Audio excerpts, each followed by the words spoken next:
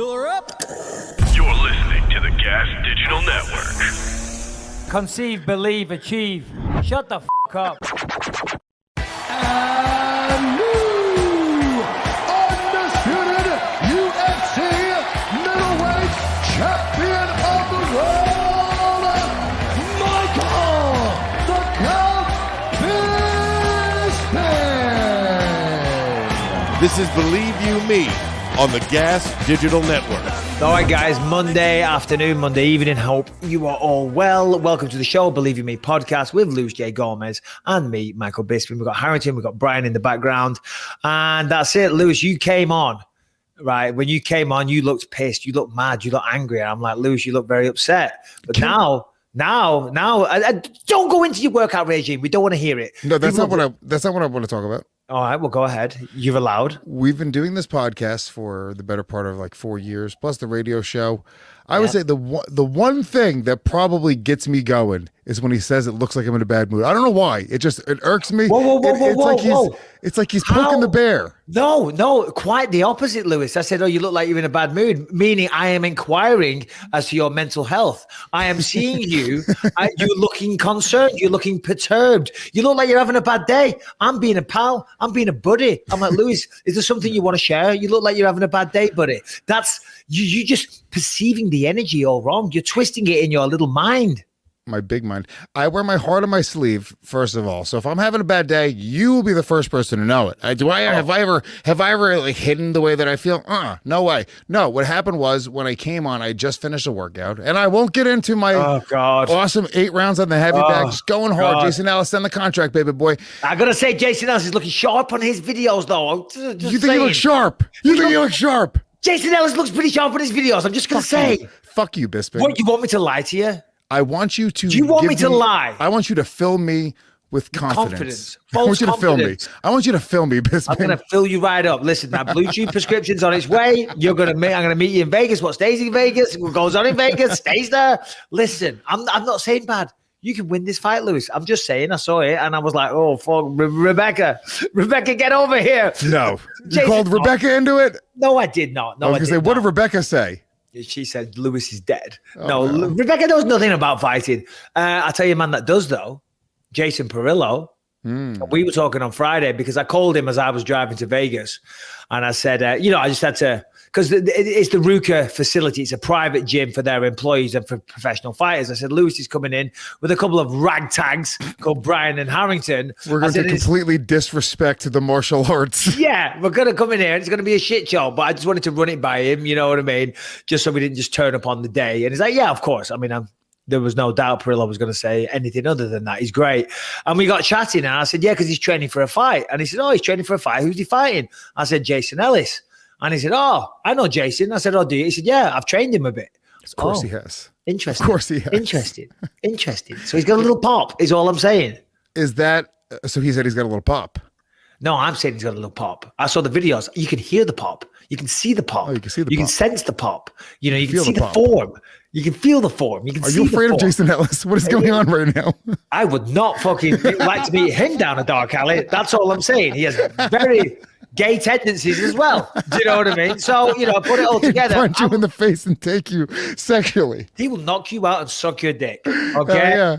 Actually, it's a way better way to get knocked out. Like you wake up, you're getting a blowjob. Like, this isn't so bad. I don't know about that. But rape is that's called in some circles. But no, still. So I called Jason and let me ask you a question. Should that be concerning that he's trained with Perillo, or should it be an advantage because I now have some insight as to? No, it should be neither. It's nothing. It is what it is. I'm not good enough to take any of that information and do anything with it. It's not like Jason Ellis is like, and it's not like Jason Perillo trained with him enough where he knows his tendencies and things like that. So you can disregard that stuff. And then also, Jason Ellis, he's had a few fights, but let's be honest, he's not a serious mixed martial artist, is he? Right. I'm just saying he's had a few fights and I saw him training and he had a little pop. He had a little pop. I'm sick of you saying he had a little pop. You need to stop saying that. You need to. He had a little pop to his punches. Bisping, this is why you're an asshole. And now we have to edit all this out because what you need to do is, because he's going to hear this. We're all narcissists. So we all hear what people say about us. Yep. You need to get in his head. You need to be like, yes, and I saw Jason Ellis on his Instagram. Dude, he fucking sucks. Oh my God, Lewis, you're going to kill him. Yeah, but I'm just lulling him into a false sense of security. I'm lying right now. So what I'd say, I'm playing mind games. Yeah, I'm doing this all for you, With Louis. who, me or him? I don't know. With myself, by the looks of it. With the fucking listeners, they're like, hold on, Michael. This is very conflicting messages. No, the guy sucks. I'm trying to get him to step off the gas. I'm saying he's got a little pop. He's going to see it. He's got, oh, bloody hell, mate. I got a bit of pop. Do you know what I mean? I'm just not going to, I'm going to take this day off. I heard Marco say it takes confidence to take a day off. Well, I've got fucking confidence. You know what I mean? Okay, good. I'm doing it all for you, Lewis. I have no confidence. I'm just going to, extra days. So you did 8 rounds on the pads. On the bag, heavy bag today. It's in the garage.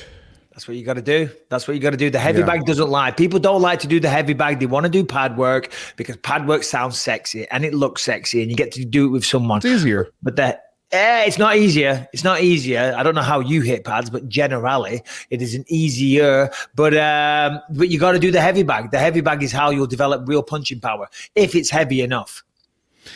I get way more tired on the heavy bag than I do pads. That's what for me anyway. So that's what I mean. Well, because Diego catches your punches. No disrespect. Diego moves his arm more than you move your punch. So do you know what I mean? You got to listen to me. Diego's coming too. Diego's coming out as well. Teach Fuck Diego obviously. Also. Fuck Diego. You know what else I did? I joined a local jiu-jitsu gym that's like 5 minutes from my house because the other one was so far away. So just because I got to get more time in. Well, I haven't done jiu-jitsu in a long time. I mean, I was there recently, but one session in like years doesn't equate training jiu-jitsu. But no, I'm looking forward to it. Harrington and Brian are coming down. Listen, I will say this. Brian said to me, and this is for the audio listeners, the listeners. He said that Harrington has changed. Harrington now is like, he's booking out comedy clubs. He's selling them out. He's making tons of money. He's making money with Gas Digital. He's got a new swag to him, is what Brian said. And Brian, as we know, doesn't like to give Harrington any kind of credit. But Brian, speak to us. What is going on with this new Harrington? Hey, man, he's doing great. He's a way different person than the homeless Harrington I knew a year ago. That's good for you, Harrington. What say you? Come on the show and explain. I don't know, man. Just, I honestly started a running routine, changed my whole life. Oh, okay. Well, what you should do is sign up to Timmy Fit. We've talked about this briefly before, but you got to sign up to Timmy Fit. Sync your smart device. Sounds like an ad, but it's not. It's advice for everyone out there. If you're working out and you're not signed up to Timmy Fit, you're a fool because you get paid in cryptocurrency. You know what I'm saying? Yeah, it's pretty cool. I'm sold on Timmy Fit. I really am. And I'm excited to start. We're going to be doing a contest in the next few weeks, right? We're going to do a Believe You Me contest, okay? So we're going to try and inspire the voters. Oh, and by the way, big announcement. I spoke to Sanibel.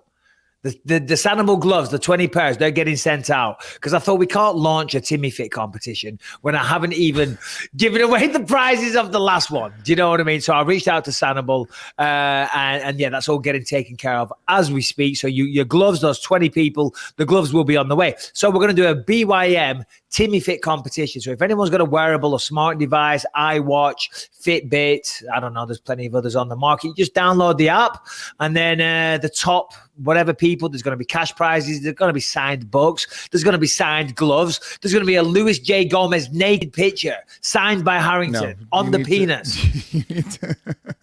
With a very thin marker, very tiny. That's what you said. You said you'd do it like a signed picture of you naked. Yeah. Well, look, as we get this is going to be a pretty cool thing because we're trying, everyone obviously is trying to get in better shape. So we'll do some sort of contest between us as well. So maybe you could join Team Harrington, Team Brian, Team Lewis, or Team Bisping. That's not fair though, Bisping. You can't be in any competitions against us because you're a fucking former professional athlete. Yeah, but I was never a gifted athlete when I was a kid. Do you know what I mean? I was the last person in England. I think I've told you this. You know, when you pick football teams, soccer, the two best players in the class, they pick the teams. I would always be the last person to get picked. It'd be me and like the handicapped kid, the disabled kid. And I'd be like, are you fucking serious? And by the way, that was his story too. He called you the handicapped kid? Yeah, probably did, the little shit. So I was terrible. I was not a good athlete, but I just worked my ass off. But that ended 5 years ago, Louis. So now I'm just an average man. I'm just the same old guy, just like yourself. All right, we'll see what happens. Anyway. Very exciting. Very exciting. Very excited to get out to Vegas as well. You're going to be commentating that weekend. But Brian Harrington, are you guys coming out to Vegas the whole weekend? Apparently, no, this is another thing as well. Come on the screen, Harrington. Apparently, Harrington now, by the way, he's too big time for even you, Lewis. This is what I forgot to mention. He's going to batch.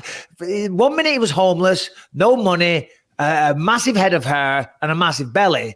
Now he's wearing Devil's Avocado t-shirts, which, by the way, believe you me, merchandise launching very, very soon. He's shaved his head. He's lost a few pounds, and he's blowing off the Vegas trip. He's going to a bachelor party. He's not. He is. Okay, it's my brother's bachelor party. I'm in the wedding. Your brother is a loser. Shame. No, my brother's great. My brother, your brother. The one trip to Vegas, the four of us, four amigos, brothers in arms, been together. We talk to each other every week. We've been really looking forward to it. Harrington's going to be involved. It's going to be great. And he's blowing us off. Mike, we're going to be in Vegas in October for Lewis's fight. I'm not going to be there. You are going to be in my corner. If you're not in my corner, I literally will not be your friend. Well, I don't know. Maybe I will, maybe I won't. But I'm just saying that for comedic effect. But maybe I will. But Harrington, listen, we're going to be in Vegas June 5th. You got to be there, buddy. Michael, I don't drink alcohol. I don't have enough money to gamble right now. I am not ready for Vegas. I'm not Vegas ready. Guess what? Sign up for Timmy Fit. You'll have enough money for gambling. He's got to jog to Vegas. Yes, exactly. There you go. All right. So what are you going to fly out to California? Yeah, I'm going to fly out right from Myrtle Beach to train with you guys Monday morning. All right, well, that's very nice. Very nice. Okay. Well, congratulations to your brother as well. Yeah. Super excited. What's his name? Danny. Shout out Danny. All right, enough of that and enough of you, Harrington. No offense, get off the screen. Couple of let's just talk about this Joshua Fabia thing, right? Joshua Fabia and Diego Sanchez, right? Obviously, Diego Sanchez, everyone knows who he is, won the Ultimate Fighter 1, been around forever. And if you follow the world of mixed martial arts, you know that recently he parted company with the UFC. Joshua Fabia, and I don't know all the details, but Joshua Fabia came into the situation a couple of years ago, and he's been nothing but what would seem to be a negative influence. And the video circulated recently. He was being kind of aggressive at the fighter meetings. He was demanding all Diego's medical records. Then whatever went down, we talked about it a few weeks ago. Diego got released from his contract from the UFC. The UFC obviously didn't like what was going on, all this talk of asking for medical records. It just kind of, I don't know if this was the exact reason, but one website said this. It was almost like, they could sense a lawsuit on its way. It's like, well, they're not going to play that game. And anyway, so I talked a little bit about Joshua, and then Diego reached out, which was probably Joshua Fabia, let's be honest, because the messages never stopped. They kept coming and coming, and I just ignored them because I like Diego, but Joshua Fabia can go fuck himself. But I said that I wasn't going to talk about it to Diego, right? So I was being a nice guy. Well, now Diego and Joshua Fabia party company. And that was last week, I think, that broke. And I'm like, all right, whatever, they're party company. Well, today, that little prick, that little arsehole, Joshua Fabia, that runs the School of Self-Awareness. And by the way, he's the least self-aware arsehole on the planet. The least self-aware. So that's ironic. He's now talking shit about Diego, not the other way around. You know what I mean? He's come out and he's talking bad about his character. He's saying he has substance abuse issues. He's saying that he's broke. He's making out that he's a bad father. I mean, this guy really went off the deep end. Harrington, can you bring up a few of the quotes that Joshua Fabia was saying? Because it's absolutely disgusting. It's just shocking. Yeah, it's pretty gross. So here, things like you get a divorce, you have a child, but you got a 1-bedroom condo. Things like that don't make sense. But I'm thinking, okay, he's got his own plans. He knows what he's going to do. Maybe it's just super temporary. I don't know. I'm wondering why he's driving around a $3,000 Mercedes. Just questions that throw out flags. But I'm thinking, he's telling me he's frugal. He's saving money. Okay. Let's see here. As I get more information, as I'm with the lawyer talks to Diego. Diego asks about the education. He starts talking that he was in special education. Holy shit, huge red flags, man. That is not at all anyone who perceived, and Diego's not anywhere near that anybody knows him. And Diego, he's been an addict. He hasn't been anybody for the past 5 months. I was his sponsor living with him, that I had to live there because he was broke and lost all his money and strung out on kratom and alcohol and 30 other substances. He has sexual abuse issues. No, he didn't say any of that, man. I've been holding up all this. I've been doing everything and everybody's coming at me. just disgusting. Sounds like I have a lot in common with Diego Sanchez. Yeah, I was going to say that definitely did pop up. But, I mean, like, so he's sitting there, he's trying to be passive aggressive. He's talking about, he's basically, saying things that, saying he's got a 1-bedroom apartment, but he's got a child. So he's making like little connotations there about him as a father, which is disgusting. He's talking about his substance abuse issues. And if he has a problem, again, that's disgusting. That's private information, you know what I mean, between them two, they're never going to share that. What else? Talking stuff about him having special education needs and things like that. I don't know. What this guy did to Diego's career and to end up losing him his job, right? And then for him now to come out and talk all this shit when Diego was so loyal to him and had his back and even cut off members of his own family and lost his job with the UFC that he had for a long, long time. Shouldn't say job with the UFC, but his place in the UFC that he had for a long time. And for him to come out there and do this so quickly as well, it just shows this guy's a real piece of shit. Yeah, it sounds like there's probably some truth to what Joshua Fabia is saying as well. And that's probably why he allowed this guy to get in his life and be so influential. It sounds like Joshua Fabia was taking advantage of somebody who was obviously having some issues. Because when you look at Diego, when you just look at him, you can tell there's something off. Just in the interviews, whether it's substance abuse, I thought he was punchy, honestly. That's what I thought was going on with Diego. I thought he was punchy from the fighting. But when I heard substance abuse, it sort of pinged something, and I was like, okay, that sort of makes sense. It seems like this guy, Joshua Fabia, came in and was a hanger-on, took advantage, which by the way is half the fucking industry across the board. The entertainment industry is people that are trying to leech on it and take advantage of people that are actually talented. But it sounds like he got in there, took advantage of him, manipulated Diego in certain ways, and now Diego's in a situation where he's fucked because a lot of his reputation is now, at the very least in question.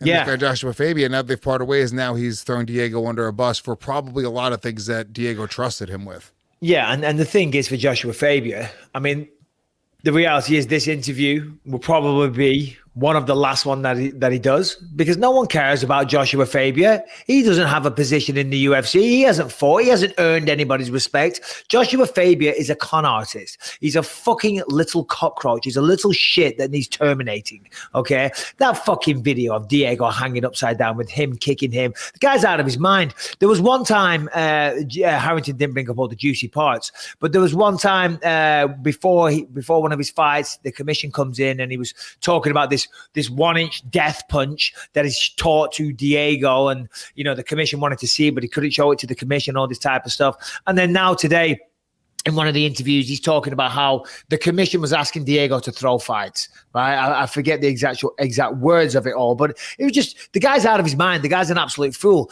But unfortunately, this isn't an uncommon story. I mean, you touched on it there. In the entertainment business, certainly with fighters, you know what I mean? Or even athletes in general, certainly when they come from not much and they make some money, this is a different situation, but generally that's how you see it. People start making money, the little clingers, the little Klingons come out of the ground, out of the shadows, out of the woodwork. All of a sudden they want to be your best friend, and they're nothing but negative influences. And I'm sure, in the stand-up comedy world, I'm sure that stuff goes on there as well. Of course. I mean, you hear about that all the time in entertainment, just in general. Or a family member is like a lawyer and they get, access to some funds and they start stealing something, or they take advantage of this person. It's a weird thing, right? And when you're in that business, you don't really know who your friends are. There's a lot, you have to be really wary, because the reality is everyone wants to be your friend, right? And I am very on the fringe in the entertainment industry. Like, I am like very, very low, but I see it firsthand. And I'm sure, Bisping, you can attest to that. When you go out, everybody wants to be your friend. Everybody, but the reality is everybody's got an angle, and I'm not saying that these people are bad people. They're trying to feed their kids. They're trying to move forward in life. They're trying to succeed in whatever way. But you always have to be sort of wary, especially in the entertainment industry, of people's motives. Yeah, absolutely. Not everybody's trying to rip you off. Some people are just trying, as you said, they're trying to better themselves, and maybe they have an angle, maybe they have something they can bring to you, which in turn helps themselves. And that's fair enough. But there's also a lot of con men out there. And this guy's a con man. I don't know if he's financially motivated. I think he was just more trying to get clout, trying to establish a brand for his school of self-awareness. So he was using Diego in that regard. But certainly, as soon as you start getting a bit of success in life, people come out the woodwork. I mean, I I fell foul to it myself. You know, I had that lawsuit for years. There was you know, there was a lot of shit went on there. I ended up winning the lawsuit. It got thrown out of court recently, and I'm getting all my money back and stuff like that. So I ended up winning that. But like, for example, I remember when I won the Ultimate Fighter, right? And in the early days on the Ultimate Fighter, everyone thought you got $1 million because the idea was a 6-figure contract, which again, $1 million. People don't know what 6 figures is. It would be 6 zeros. It would have to be. Do you know what I mean? They don't know what. And this financial advisor obviously wasn't very good because he's like, guy's got $1 million fucking dollars now. And he called me up on the phone. I don't know how he got my phone number. And he's like, Michael, you know, you made all that money off the Ultimate Fighter. And back then, I think my purse was 5 and 5 for winning the final fight in the Ultimate Fighter. You know, and I got a few grand for fights on there, and I got a couple of stoppages. 6-figure contract, that was over the course of 3 or 4 fights, right? That's over your 9-fight contract that what you get. You know what I'm saying? That's like, which is actually a pretty shit contract overall when you really think about it. Per fight overall, all things considered, retroactively, when you look at what you make at the end of your career to then, Yeah, but I was very happy at the time. Let me tell you, I was making 250 quid a week. All of a sudden, I'm fighting for $24,000 plus sponsors. Boom, I was happy. And Dana, you know, chucked me some very, very generous bonuses. Every fight, in fact, I got a big, massive bonus. So God bless Dana. But no, this guy called up. He's like, you know, you got some money now, and I'm like, and in my mind, you know, I think I have got some money because I've got, you know, I've actually got some money in the bank as opposed to being overdrawn. And he's gonna come up. I'm like, you know, I don't have that much. And he said, no, it's okay. I'll come see you. It's better if we sit down in person. And he drove up from Cornwall, which is as south as you can go in the country. So probably like, I don't know, 7-hour drive, something like that. And he drives up and we sit down and he says, okay, so what have you done with the $1 million? And I'm like, I don't have $1 million. I tried to tell you on the phone. He's like, no, come on, Mike, we know. I'm like, no, I don't. Anyway, I told him in black and white, no, listen, I fight. I got a job. Okay, that was the prize. The prize, in fact, the real prize was the exposure, being on national TV, people knowing who I am. Now, the opportunity to grow into what you eventually grew into. Exactly. Yeah. That is the real prize. It's the exposure. It's who you are. Yes, you're in the UFC. You're going to be fighting on the main cards. You're going to attract a lot of sponsors, all the rest of it. So it was life-changing for sure. But there wasn't $1 million. And this guy... And everyone, to be fair, not everyone who won the Ultimate Fighter had your career.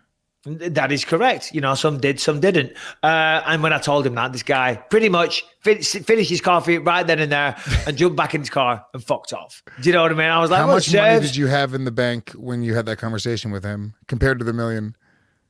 Oh, I had probably about 10 grand, something like that. I had about 10 grand in my account. That was it. Do you know what? Hey, but I was like, oh, I'm fucking swimming in it now. I got 10 grand. 10 grand's not that bad. I'm just saying, like, compared to like what he thought he was getting into, that's he so thought funny. He was coming up here to take $1 million off me to do some fancy pants investing and probably rip me off eventually. Right. Do you know what I mean? So screw that guy. Screw that guy indeed. Okay, listen, if you listen to the podcast, you get annoyed at hearing about Lewis. He's on a diet. He's working out. He's taking the world by storm. He's taking over. But Lewis, you are losing a few pounds, and I guarantee that is in part down to Paleo Valley beef sticks. Grass-fed, 100% grass-fed beef sticks. You have been consuming these. In part, I'll give 100% credit to Paleo Valley beef sticks. That's all I eat anymore. I have almost no carbs in my diet, okay? I'm doing a ton of protein, and I want to have grass-fed protein. I don't want to have any of that bullshit. I love beef jerky. Anybody that knows me knows that that's what I eat. I'm a beef jerky guy. I have been for years and years and years, and I didn't care about this stuff until I started looking into it. Who wants all the nitrates and the BS and all the stuff that causes cancer in your body? Not with Paleo Valley. It's all organic, grass-fed, delicious beef sticks. Well, the reality is you don't know what goes into a lot of this stuff. You pick it up, it tastes good, it says it's low carb, it does the job. You're like, oh, great, okay, let's eat it. But as you mentioned now, you know, a lot of that stuff at the gas station or wherever you get it from is full of crap. Okay, we can go through it all. We've done it before. The mechanically separated chicken, the MSG, the bromine, on and on and on. It's crap. It's bad for you. Paleo Valley beef sticks, 100% grass-fed beef. And they taste delicious. So that's the, you know, that's the beauty of this. They taste great. They're healthy for you. They're a great snack on the go. They are high in protein. They are very almost, I don't know, Are they zero carbohydrate? I think they're very, very, very, very low in carbohydrate, and that is a fact. So if you want to lose a few pounds, you want a delicious snack for you, the kids, even the dog. I'm sure a dog would like it as well, but you might not give them to your dogs, Bisping. Keep it for yourself is what I'm saying. Okay, Alfie liked them though. He did steal a few, but yeah, no. Listen, as I say, they're a fantastic snack. They are good for you as well. They're very, very healthy. There's no chemicals, no crap. As I said, 100% grass-fed beef. I mean, what more do you want, Lewis? I'll tell you what you want. You want a discount, right? Oh, all you got to do is go to paleovalley.com, PALEOVALLEY.com. And when you go there, enter the promo code BELIEVE15. That little special promo code is going to save you 15% off your order. Go stock up. The world could be ending. Get as many beef sticks as you can fit into your cabinets. Get as many as you can, because why is grass-fed? I just want to clarify this one more time. Please. In fact, for the first time, why is grass-fed so important, Lewis? Because it's they contain more calcium. They have more magnesium, potassium, zinc, phosphorus, beta carotene, and iron than grain-fed beef. You know what I mean? We needed this info. We really needed this. It's essential info. There's a few people sitting there going, God, these guys, they're pushing the 100% grass-fed beef sticks. They don't even know the advantages. I could sense it. I had to set it straight. Anyway, one more time, paleovalley.com. Believe15 is the code. 15% off. You're going to like him. You're going to love him. You're going to thank us. Okay, where were we? Did you see those Russians, Lewis? What Russians? Have you seen Lewis, please. What Russians? Do you follow any kind of MMA accounts on Twitter? Yeah. You got to follow more. You got to follow more. Which one? Just tell me Russians. You can't fucking miss these Russian kids. And then just show some more videos.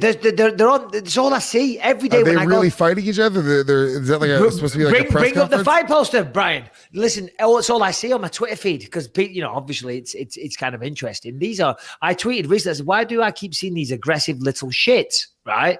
Anyway, they're all over the place, and they're getting quite the following. I follow one of them on Twitter. He follows me back, Hasbullah, HASBULLAH. Team Hasbullah. Hasbullah. And I'm like, what's going on? Anyway, it turns out, look at that. They're going to fight. 5.9 million views in one day for the press conference. Fight of the century. Guess what, Lewis? What? They're not babies. They're not children. How old are they? They're little people. They're little people. They're little people with baby faces. Oh. Yes. That's not as interesting. It's not. No, it's not, because there's some videos out there of one of them. Bring it up, Brian, if you can. One of them's getting floated away by like 100,000 balloons or whatever, and he's actually flying off in the air. So this is like a celebrity boxing match with like celebrity Russian little people. Exactly. And guess who came out against it? The Russian Association for Dwarf Athletics or whatever. I forget what it is, but Brian Harrington, just someone fucking help me out here. Why would they come out against it? Why is there an association for... We don't see it, Brian. Jesus. Yeah, when I saw this video, for the audio listeners, there's a child floating away with, a lot of big balloons taking him off. When I saw that, that's when I started to think, hold on a minute, that can't be a kid, because that's child abuse. You know what I mean? I mean, it is. No offense to Russia, but I have no idea what their laws are there. I guarantee their standards of child abuse are a little lower or higher, whichever way. There's going to be some Russians in the comments now, but you do not know about child abuse in Russia. Hey, listen, I'm sure they love the kids, but I'm sure they give them a little crack here and there as well. Yeah, I'm sure they love. I'm sure they love beating their kids for warmth as well. Yeah, but the Russian Harrington, for fuck's sake, get on here, Google it, get on here, and give me the actual quote that I'm looking for. It is so cold, I must hit my son just to keep myself warm. Look, Harrington's not even here, is he? I keep saying he's there. Oh, there he is. What is going on right now? We're falling apart. Okay, so it says the Russian Dwarf Athletic Association frowns upon potential fight between viral Russian little people. I feel like the Russian Dwarf Association shouldn't be able to frown. It should all be happiness and smiles. Oh dear! Just that sentence just kind of threw me off and made me laugh for some reason. Hey, but God bless to those guys. They're having fun. It's awesome. But I was definitely fooled. Do we have any footage of them training? I want to see if they got any pop. Oh yeah. Bisping's impressed with their pop. There's definitely plenty of footage of them training. They're lifting rocks. They're punching people in the face. Brian, I can't bring it on screen, but let's blow Lewis's mind. Let's show Lewis how someone really should train, you know? Please, by all means.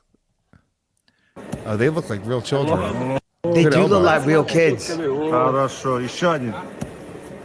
we sure that those aren't children? They are. I know they're not. I think they're 18 and 19 years old, but they look like kids. Oh man. Yeah. So I'm seeing whatever. one is an 18-year-old blogger. The other one is a very popular singer and pop star throughout Europe. Yeah. Isn't that crazy? I mean, it's not that crazy, but still. Anyway, there you go. Whatever. In a little bit, in about 12 minutes, we've got Ben Rothwell joining us. And then also we have Paul Felder joining us. Paul Felder retired at the weekend, made it official. He's been kind of mulling it over for quite some time. Obviously, I see him when I commentate. So, you know, but he obviously made it official. So we'll hear from Paul. But in the meantime, main event. Yeah. Main event Saturday night. Who was it? Oh, my God, my mind's gone blank. Who was the main event Saturday night? It was Rob Garbrandt versus Rob Font. Oh, of course, man. Oh, You God, were commentating. I know. My mind just went blank for a minute. I don't know what's going on with me today. Apologies, people. Great fight. And I got to say, Rob Font just looked sensational.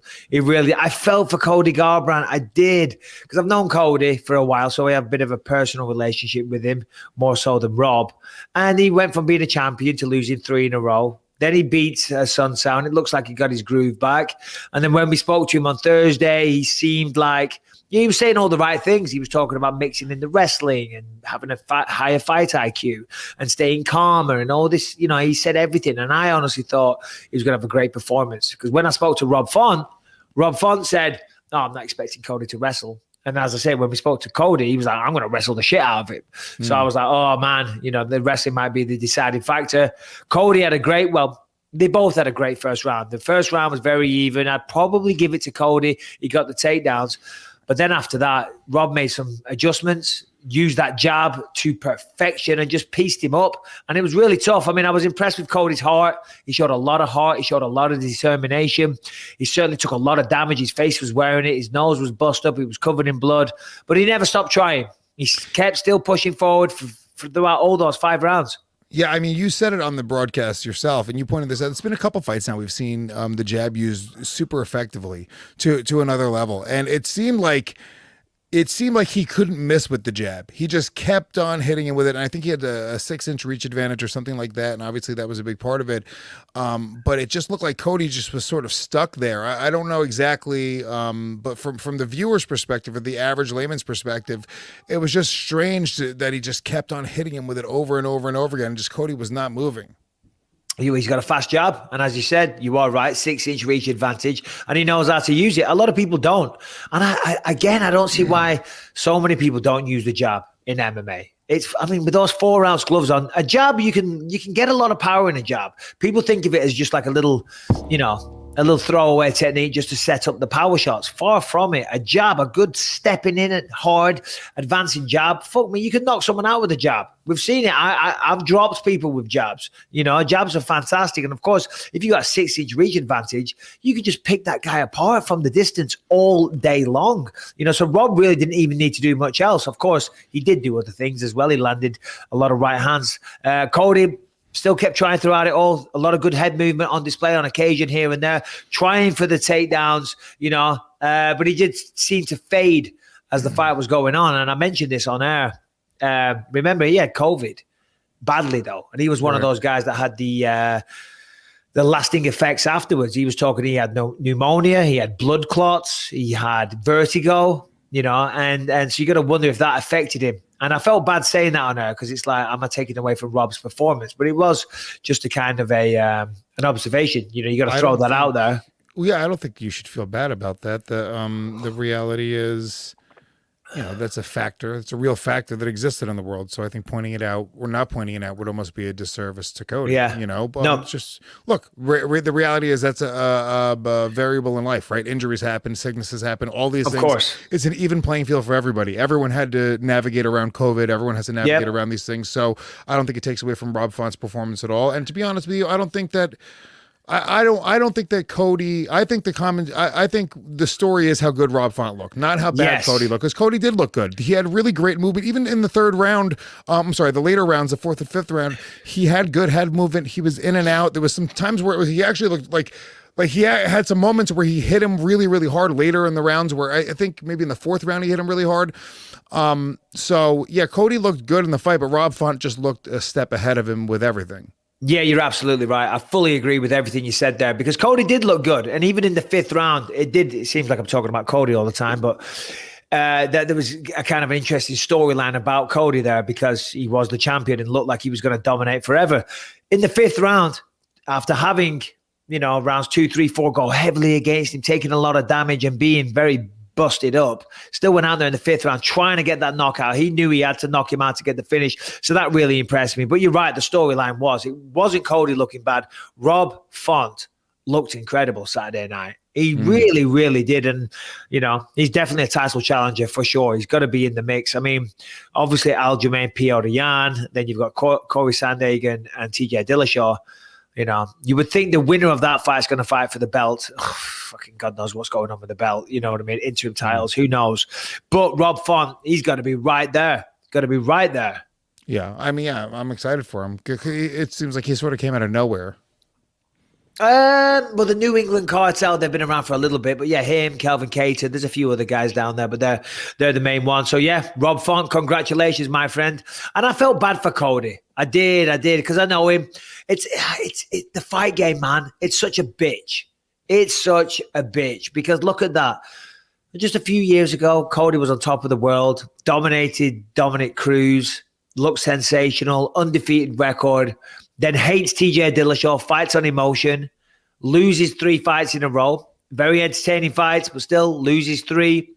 And now here he is. He was talking about being a 2-weight division champion because he's going to get the opportunity to fight for the 125 belt and the 135-pound belt, be a 2-weight division champion, have millions of dollars. Because if he did pull that off, you're going to earn a lot of money. You're going to be an absolute mega star. And he has the skills to do that. He has the wrestling. He has the punching power, but he just got beat soundly Saturday night. So all those plans, they're on the back burner for sure. And it's like you go from thinking, hey, babe, don't worry about this. We got this. We're going to be buying a big fancy house. We're going to get a fancy car. We're going to go on a sick holiday this year. These are things that you do in your mind as a fighter because you believe in yourself. And then now it's like, fuck. Monday morning, yeah, you still have confidence in yourself, but you got to rebound and you got to reassess things realistically as well. Babe, there's no vacation this year. Babe. I've sold the horse to Alistair Overeem, okay? Mikey's been eaten. How the fuck do you think we're paying the bills around here? That's a big fucking Mikey horse leg over his shoulder. Yeah. Shit. Yeah, no, it is that, and it's such a this is a sport that is extremely, the margins are sort of crazy. You know what I'm saying? Yeah. Every single fight, the stakes are so high, and that added pressure of not only being in a fight with one of the most dangerous people in the world, I love you always say locked in a cage in your underwear, which is such a great, you forget exactly, there's so many layers to how fucking scary it all is. And then it really comes down to you're being locked in a cage in your underwear with another human being that's put there to fucking take your head off. With a mouthpiece and 4-ounce gloves. That's wild. It is absolutely wild. Go ahead. Kill each other, essentially. We're going to stop it right before you get killed. Yeah. But we're going to let him try and kill you. Yeah. Just so you know, we're not 100% positive that he's not going to kill you. It has never happened, but it's going to. And just in case he does kill you, we make you sign a contract that says if he does, we're not liable. It's your own fucking fault. Yeah, hey, you signed up for this, and it's true. Yep. It's and then the added pressure of it being like, if you lose, I mean, you look at Cody Garbrandt. It's a great example of it. We've seen it happen a few different times where a guy seems like he's on top of the world and he's right there and he's got everything, and it's like, holy shit, it's the Cody Garbrandt era. And then it was like, are we talking about Cody Garbrandt maybe being cut one day? Are we talking about Cody Garbrandt retiring? I'm not saying that we are. I'm just saying like it goes so quickly from that to that. Yeah, no, you're absolutely right. I say it all the time. In MMA or combat sports, you're only as good as your last fight. And it's sad because a lot of fans, not everybody, but a lot of fans or supporters, pardon me, they're fair weather. You know what I mean? And when people start losing, they jump off the bandwagon. There is exceptions. I mean, look at Conor McGregor. He's still got tons of legions of fans. You know what I'm saying? But so it's not always the case. But a lot of the time, you start losing fights, people jump off the bandwagon. You know, in fact, they start talking shit about you. They don't just jump off the bandwagon. They start berating you on social media and talking shit and sending you nasty messages and saying, oh, I bet all this money on you and I lost money and yada, yada, yada. So it's a slippery slope. It's a very tight rope that you have to walk, you know? So anyway, Cody, looking forward to the comeback because he's not done. If anything for Cody, I thought Saturday showed, because I was worried about his chin, right? He got knocked out 3 times in a row.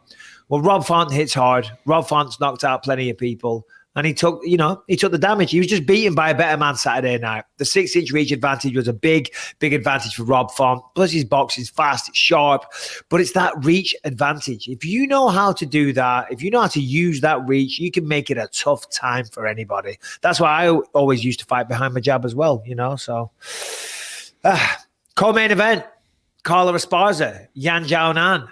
Yeah, Carla looked like an animal. And Yan Xiaonan had a terrible approach to the fight. Yes. I'm just going to say it. Yeah.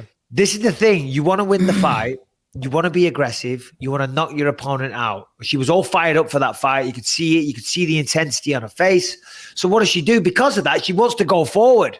That's the hard thing in a fight. If you fight Jason Ellis and you actually have a game plan, you know what I mean? I don't know if you do, but if you have a game plan and you try and stick into that game plan's hard when you've got the emotion, you know. Talking of emotions, what's up, Big Ben Rothwell? We'll come back to that in a moment. We are joined now by Big Ben. I think he's still trying to figure out the audio side of things. What's up, Ben? I'm gonna wave. Hello. Hey. Can you hear me? You got it? Yeah, you hear us? I can hear you guys now. Sorry, a little technical difficulty. Beautiful. Hey, Ben, See, Ben. I have a grievance. So, what? A grievance? Go ahead. What is the grievance? Well, see, Brian didn't get me the email till like an hour ago, and I am the king of Kenosha, pretty busy guy. All right. So you understand I got taxes to collect, I got people to execute, babies to kiss, and he gives me an hour to get on this. So I'm glad you mentioned this because I do feel your pain because Brian does that every time he leaves it to the last minute. Brian, just show yourself quickly. Is there a reason why you don't send out the emails to the last minute? Yeah, because you have to keep the room open for StreamYard. So I only open it before we start the show. Okay. All right, fair enough. There is a technical reason. Yeah, Sorry, that's man. it. Listen. Brian, can you not disrespect our guests? What the fuck is wrong with you? You're right. No, I'm a fuck Yeah, up. what the fuck? I'm gonna go kill myself now. Ben, welcome to the show, my friend. This is Luis J. Gomez on the left or right, whichever he is to you. Sensational performance at the weekend. You like Luis? I like Luis. Hell yeah. Thanks, Ben. You're the man. I like you too, man. Can he hear us? You hear us, Ben? yeah, I'm good. Oh, I just got confused when you said you like Luis. Most people nobody's don't. nobody said that before. It kind of threw me off. Hey, listen. Yeah, what is this? Are you playing the drums? That was do because you made a joke. Keep up. So listen, Let's go. Saturday night, we're going to ask you all kinds of questions. I want to know all about you, Ben, right? You're an interesting character. You've been around the UFC for a little bit. Well, not a little bit, a long time. You've had, how many fights you had? About 50? What they have recorded, they're saying 52. But come on, when I started in 1999. There's some fights that didn't get recorded, so a lot of fights. So how we'll get into your fight of the weekend later. How did you get into this though? Obviously, you're a big man and you look like you have a propensity for fighting naturally, but how did you find your way into mixed martial arts? Honestly, I think it was a chip on my shoulder in high school. For whatever reason, here in Kenosha, Wisconsin, not much to do. And in my high school at the time, kids are always about fighting. People are always talking about if somebody got into a fight. If there was a fight in the school, people would talk about it for a week at a time. And amongst all that, being, I was one of the bigger kids in my class, freshman, sophomore year. I was always a target. I was bullied basically all through grade school. As soon as I got in high school, the upperclassmen liked to always mess with me, and all sorts of crazy stories happened and all that. And in my junior year, one of the worst, he was a super senior, and me and my brother pull into a Taco Bell, and I just got done playing paintball, and I had my gear on, and this guy comes through the drive-through window, and he started talking smack to me through the window. And I hadn't really gotten into a fight yet before, but I told my brother, I go, dude, shoes or no shoes, I'm going to beat How old this are you dude's here? ass. How old you? A freshman, you say? 16. So this is, And when you say super senior, for those people that don't know, that means this is his 5th year in high school. Correct. So he was 19. Yeah. Yeah, he was 19 and I was 16. So I told my brother that, and my brother goes to the guy and goes, listen, dude, if you keep talking shit, I'm going to kick your ass. Now, my brother's 7 years older than me, and he's a big dude at the time. And the guy still goes, ooh, let me get scared. And my brother goes, that's it. And we pull out, and I already had it in my head what I'm doing. So we get out, we both go in. It's a Sunday afternoon. The whole Taco Bell is packed with people. We go in, and line goes right to the cash register. So after the story, line was going to go talk to the manager. I continued going straight over the counter, took 3 steps, and I blast this dude right in the face behind the counter. Utter chaos in the Taco Bell. I'm fucking just laying into this dude. He's bleeding all over. And I stop and look at him like, you had enough? And he just looked at me. He was like bleeding all over.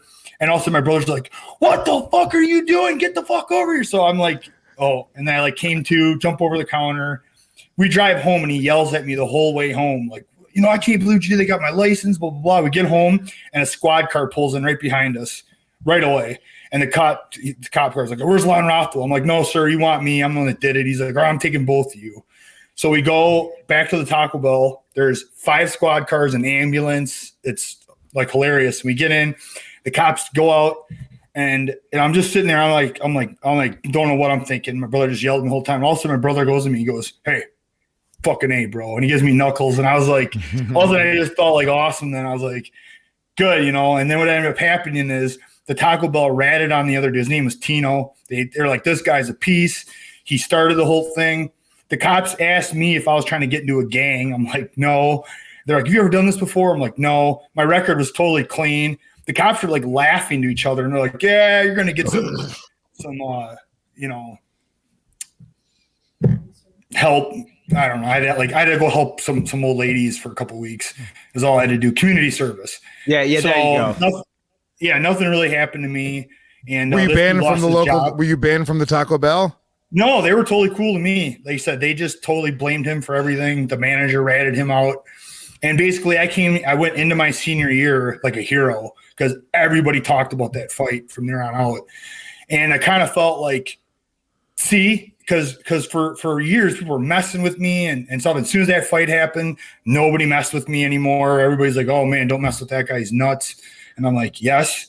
And kind of something about it like got me going. So I kind of messed the story up. I didn't go back. By the time I got into my senior year, I'd actually started with a guy that had trained with Pat Militish, who you guys should know who he is, old legend of sport. He had trained with him, and that guy actually moved back to Kenosha and started training. And I went to him that summer, my junior year, going into senior year summer after this fight happened. And I was literally just wanting to learn how to fight better because I felt I should have ended that dude completely. He shouldn't have been standing after. So I'm like, I really want to know what I'm doing. And the guy sick. You do have a sickness, by the way. Yeah. So I'm 17 years old. I go to this guy, and he, you know, at the time in 1999, the sport is pretty new. You know what I mean? Like, so I'm just looking on the wall. You know, I'm hearing who Hoist Gracie is, all that. And I hadn't really watched UFC or anything. How big? But I go to this guy because you said you weren't that big. How big are you at the time? I was still 6'4", 280. Yeah, no, I was gonna say you must have still been a big kid. And I'll let you finish the story. My apologies. No, I'm just trying to so I go to this guy, and he's a 155-pound guy, and I get my first taste of Brazilian Jiu-Jitsu. Within the first 2 weeks, I was addicted to this because the very first day I get, basically put on the ground with this guy, and this guy chokes me out, key locks me, just whoops me, and I'm sold. I'm like, first of all, someone that small shouldn't do that to me. And 2, I love this. And I was hooked and I never looked back. And a month and a half later from that day, that summer, I went and had my first set of fights. It was July 25th, 1999. Me and this guy, he's 21 years old. I'm 17 years old. Drive to Cleveland, Ohio. I lied to my parents. We get there. I make up a full social security number, tell them I'm 18, and I fight in a 2-man. It was a 4-man tournament, and I fought and won.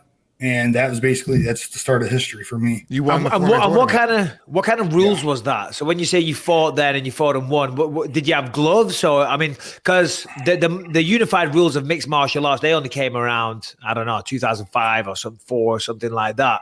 Right. So what kind of rule set was that? So I had to go to a local sports authority and buy Harbinger. There were like lifting gloves, but they had pads. They were actually the original design for MMA gloves came from the Harbinger gloves, but you had to like de-stitch a bunch of the stuff off of them. So I went and got a pair of those, brought them with me because the guy that had started me, at least he had fought and knew what he was doing and knew that I needed that stuff. So brought a cup, brought those gloves, and it was only because it was in Cleveland, Ohio. They had the strictest rules, essentially, at least for the Midwest and definitely in the area. You couldn't – it was an amateur fight, so you had to use open hand strikes on the ground. Basically on the feet, everything else was good. Head kicks, knees, everything was good. It's just the only difference was on the ground you'd use open hands. And my second fight, I actually knocked the guy out. I mounted him, and I knocked him out with open hand strikes to the face. So that's pretty cool. Yeah, that is a very cool way to get yourself into mixed martial arts. Let me ask you just one last thing on that. Were you a quiet kid when you were younger? Not so much. I was like a fat, obnoxious kid. And, probably would have hated myself too. Because I think it was like an attention thing. Because especially when I got to high school, so I was like a fat, made fun of kid all the way up to like my 8th grade, going into senior year or going into my high school year. Because our high school system is you're in grade school at 8th grade, and then you go to high school 9 through 12. I lost a whole bunch of weight going into my freshman year. So when I got there, like everybody didn't recognize me and everything. And I had like this chip on my shoulder because I was always like alone. My parents owned a restaurant. All my friends lived too far away. So I wasn't like living in the city. We lived in the county. And so city kids like walk down the street, they have friends. That didn't happen for me. I was like alone all the time. I always tell stories about I was outside beating the trees up with sticks and stuff because I had to entertain myself. So I was pretty lonely, and I gotta say, Ben, if you're going out beating up trees with sticks, it's not a surprise that you were bullied a little bit. Sorry, when people saw me into a yeah, that's what I mean. They're like, this guy's fucking out of his mind. Have you seen him? This little country kid from the farm. He beats up trees with the sticks. He's out of his mind. Yeah, and your parents owned a restaurant too. Of course, you were going to be a fat kid. If my parents owned a restaurant, that'd be it. That's kind of to it. The truth is, I was like not to be whatever, but I was a pretty special athlete till like 6 years old. I got pictures. I had a 6-pack. I beat 8th graders in the mile run. I was like really fast, phenomenal athlete. I was getting picked first for all the games, kindergarten, first grade. And then I got spinal meningitis, and the death rate for the year that I had it was like uncanny. I was like, there was probably all 8, 9 of my lives right then and there as a cat, because it was a pretty incredible story that I survived it all. And after that happened, they put all this because I was like, I lost like everything, all my body fat, everything. I like melted, and it was pretty fucked up. And they put me on all these weight gainers and all this stuff. And my grandma freaked out, and she started just feeding me and spoiling me, because that was what I got to do. I got to have food and play video games. So like I got fat, through grade school. People did it they thought they're trying to help me too, because they're so scared of what happened to meningitis. Some Wow. people that don't know, in Pet Sematary, the sister had spinal meningitis. If you guys remember that really scary scene, so that's what I'm just picturing. Ben Rothwell. I've never seen the movie. So obviously, so that was the start of your very prolific MMA career. And you've gone on now. You've beaten many champions. We'll talk about your fight on Saturday night in a moment. But I think one of the things, I mean, of course, your performances, people love to watch you fight, Ben. You always deliver a lot of great action. But also, you've got a uniqueness to you. You got this unique character. I mean, whether it's the dancing celebration or the, you know, I mean, that was pretty iconic, to the walkout music. I mean, just talk us through that. I mean, where does this come from? I mean, this almost eccentricity that you have. That 4-fight win streak was me really just opening up, and I was just trying to be myself. Like, I was just like, prior to that happening, I was always like, felt like I was under this pressure. You had to be a certain way, you got to do things a certain way. And I just started like not caring. I was just like, I'm just going to do what I want. And because the truth is, Dana White doesn't like annex. He doesn't like the walkout stuff. He wants us, you know, and Joe Silva was the same way. Joe Silva scolded me for laughing. He scolded at me for doing the dance. He was like, this is Hold stupid. on. Don't do that. Really? Joe Silva did, yeah.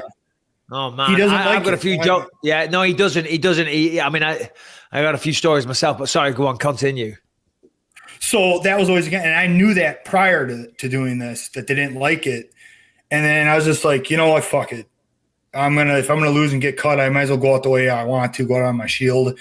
But I won. And so I'd win, I did that stuff, and then they're like yelling at me for it. And I was like, you know what? I'm like, I don't even fucking care. Be mad, because look how many people are watching me now. Look how many comments I'm getting. I'm like, I'm bigger than I've ever been, and I'm having a blast doing it. And what really fucked it all up was the Reebok deal. I don't give a shit, but it's just, they killed my character. Like, I was really getting into something, and they're like, you will not wear a cloak. You're not going to do anything but wear your fucking Reebok. And that's that. And that was it. Yeah. That was it for me. Yeah, but that's not just you. That was everybody. You know what I mean? I kind of get why they did I kind of get why they did the Reebok thing, but you're right. One downside of it was people being allowed to express themselves. You know what I mean? So, but yeah, I mean, I'll never forget that laughter. Can you give us a little, give us that, a little, there it is. Come on. That was fucking awesome, man. Lewis, where you going? I like when it's coming back. That laugh comes deep inside of me from something when I fight. But I gotta get a win streak going, you know, and I gotta go out and perform the way that I know that laugh produces a character that's inside of me that fights, that represents that laugh. And so that's like the inner beast, is it? That's where that kind of comes from. Because we all have that as fighters. We all have that little place, the place that we go to that kind of brings out that fire or that venom. Or I don't know what the word is. That ability to go out there and try and smash someone's head in. That's not a normal thing to do. The dark side. There you go. Perfect. That's what I was looking for. Yeah. So, yeah, I mean, you mentioned putting a streak together. I mean, you've been who's more tenured than you? Who's been in, which heavyweight has been in the UFC longer than you? Is there anybody? I mean, you've been there a long time. I've been there for a minute. A couple of the guys that they just let go. So that's why I kind of that's right. You might be the longest tenured fighter. I mean, what does a path to the title look like for you? I mean, because heavyweight, it's just win. I mean, did you call out anybody on Saturday night? No, because I said I had a hiatus, or you know, it was its own story. I came back at the beginning of 2019. Since then, I'm 3-3. Really. So for me, this fight was really important because now I'm back to zero. Now I'm ready to like take off and do something. I mean, I don't know anybody notices, but I feel like right now I look better than I even did probably in the UFC so far. Like, I look better now at 39 years old than I did at 32 years old. So there's something like I'm fucking really training hard. Like, I'm really putting some things together. So. And that's the beauty of that's the beauty of being a heavyweight, because obviously the longer you're in the UFC, I was the same way towards the end of my career. That's when I had my best times, you know. And if you're a flyweight or a featherweight or whatever, you do rely on speed, reflexes, and all that type of thing. But as a heavyweight, or as you get in the heavier weights, it becomes less of a factor. So you can go as you're getting older. Let's talk about the fight Saturday night. Obviously, you took on this guy, Chris Barnett. That seemed like a pretty late booking. And did you see the fight, Lewis? Chris Barnett has tremendous experience outside of the octagon. And if you look at the guy, you know, he kind of looks like he's out of shape. But the guy's actually a tremendous athlete. You know, he was on a scholarship for football. He was on a scholarship for wrestling, I think. He was dancing in a nightclub. And he's a big guy. He was dancing in a nightclub. And someone saw him dancing. He was hammered and said, hey, you move well for a big guy. You ever thought about being a fighter? Anyway, long story short, so you're fighting this guy, but it was short notice and nobody knows him. Talk to me about the decision-making process. I mean, did you have any doubt taking on this name? You know, because essentially you were allowing him to build his name off you had the fight have gone the other way, you know? I was in a position where I just needed a fight. There was a lot of names getting thrown around. The thing with Lynn kept happening, you know, we're supposed to fight, not fight. And then after that, there were several names that got thrown around. And basically he came in and they were like, yeah, he will fight you. He's going to fight you. And I'm just like, yeah, do it. Then I dealt with, okay, what's he about? He's, you know, had his 26-7, you know, he's got pretty good record. I looked around. Yeah. Like you said, extremely athletic. Like, regardless, he's one of those guys that can sleep on you. Like, you're like, oh, if you look at him, if you look at him, you think, this guy's nothing. But yeah, no, he's a tough guy. He throws some crazy, very strong too. I don't think people realize how strong he is. The guy, you know, I found some stuff on him. He's a very, very strong guy too for how big he is. Lifts and deadlifts and benches. Like he's got. If you look at his arms and legs, besides being extremely athletic, he's really strong. So you got a guy that's got low center of gravity and he throws an overhand right, he could definitely knock some people out. You know, that is not a guy you want to make a mistake against. Yeah. Well, you look sensational Saturday night. I mean, he obviously had a few moments here and there, but that's how it is. But the boxing was very crisp. I mean, you throw unusual combinations, but that uppercut, that was money. That was probably your best weapon of the night. And of course, you choked him out at the end. I mean, how do you assess the fight from your angle? Pluses, first takedown in 10 years. That changed the fight. The uppercuts landed because of the takedown. The takedown is going to change everything for me moving forward. I do have a very strong ground game, but most importantly was I'm on top. I could feel his soul. I just took it. And then it's going to happen to any heavyweight I go against. Let's say Francis Ngannou is very, very powerful, very strong. But if I'm on top of him on the ground, I'm going to change him as a fighter, believe me. And that's for any heavyweight I go against. It's a huge weapon for me. It is definitely my path to the title. And I can change everything because my submission game is yet to even really be revealed. That's on top or off my back. On top of that, though, is the mistake. I had his back. He turned over, should have finished the fight. And I didn't put my hooks in. And I been doing this 20-some years. I know better. My hooks always go in. And I made a conscious decision to not put them in because I was like cranking on his neck so much. I got a little first time being on the ground in 10 years in the fight. So it was a big mistake for me. I'm punishing myself for it because that can't happen. Against moving forward, you cannot make a mistake like that, giving up, you know, a position like that. So my hooks will always go in from here on out. And if that happens, these guys are in a lot of trouble. Well, I mean, you know, you talked a little bit before about your marketability and sort of creating, almost like a brand for yourself. You're on, what a lot of people would consider the #1 comedy MMA podcast in the world right now. I think you should call somebody out. Who's the next guy in line for Big Ben Rothwell? Because this is a huge platform. They're going to be listening. They're all out there. Maybe, Bisping, I think maybe we should play heavyweight word association with Ben Rothwell. All right. We never planned on this. You want to hear what happened today, though? Please. I want to hear all about it, Ben. Fuck us. We're just asking stupid questions. If you've got something you want to say, please take the floor. The other heavyweights that fought that night, Vandera won his fight, and they did a press conference with him, and he called me out, and I take that shit personally. And he came up in the week of the fight, shook my hands, and he was very respectful about it, but then said he would want to fight me. Hey, there it is. However nice you were prior to that, out the window. You just disrespected me. So I let the management know. We showed Mick, and Mick said, we'll see. So There it is. Well, that's I accept disappointing. this challenge. Yeah, we thought it was going to be a better ending to that story. Yeah, It makes no. Fights on July. Yeah, exactly. Exclusive. You heard it here first. No, Well, isn't that a let's make the fight happen.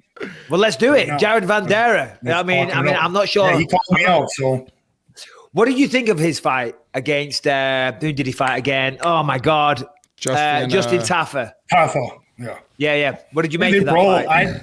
I haven't got to watch the whole fight yet. I'm waiting to book this fight, and then I will. Yeah, of course. But from what I watched, they were beating the shit out of each other. Got fight of the night. So obviously the guy, he went 3 rounds. He's tough as hell. So it should make they should make the fight because he asked for it, and should be a great fight for the fans. Prior to that fight, he got dominated really badly off Sergey Spivak. I don't know if you saw that one. He got taken down in the first round and kind of battered pretty badly for a round, and then the second round he got finished. So wasn't a good performance for him last time out, but yeah, he did look good Saturday night, so I hope you get that matchup. All right, well, Lewis said it, so we are going to do word association with the heavyweights. Okay, so you just said the first thing that springs to your mind, Ben. We'll take First it in thing, turns. first word, don't think And about it, don't hold back. And it doesn't have to Don't be one think? word. Did you just tell me don't think? Like, Just do what I do. Just blurt out nonsense, just like I do. And it doesn't have to be one. Yeah, and it doesn't have to be one word. Take as many words as you like. But we'll go and we'll do the top 10, obviously. All right, no, we'll start at number 10. Let's do it that way.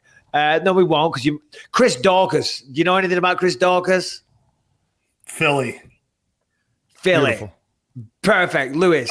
No. Let me add on to it. Philly cheesesteak. Ooh, I do like a Philly cheesesteak. Hold on, I don't have the rank. Do another one. What the fuck, Lewis? You're terrible at this game. You suggested do it. I bring up the rankings to go through it, and he's like sitting there. All right, number 9. Walt Harris. Right.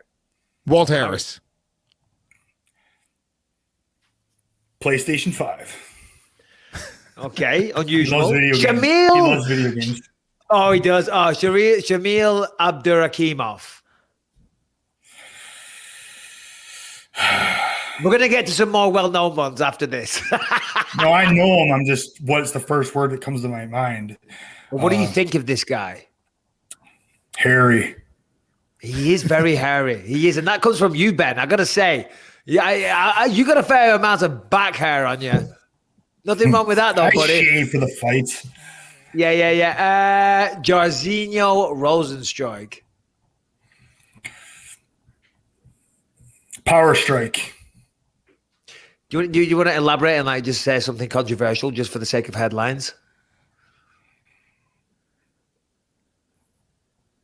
You want to say something. But Stop trying to get Ben in trouble. I know. Curtis Blades. Wrestle fuck. Cyril Gahn. Pat Barry's younger, bigger brother. Okay, interesting one. I thought there was going to be a French insult in there somehow. Derek Lewis, the Black Beast. Now we're talking. My black brother. I'm the white, he's the black. We're the yin yang. Stipe Miocic. He's got a bigger what? Yeah. Not the baddest man on the planet.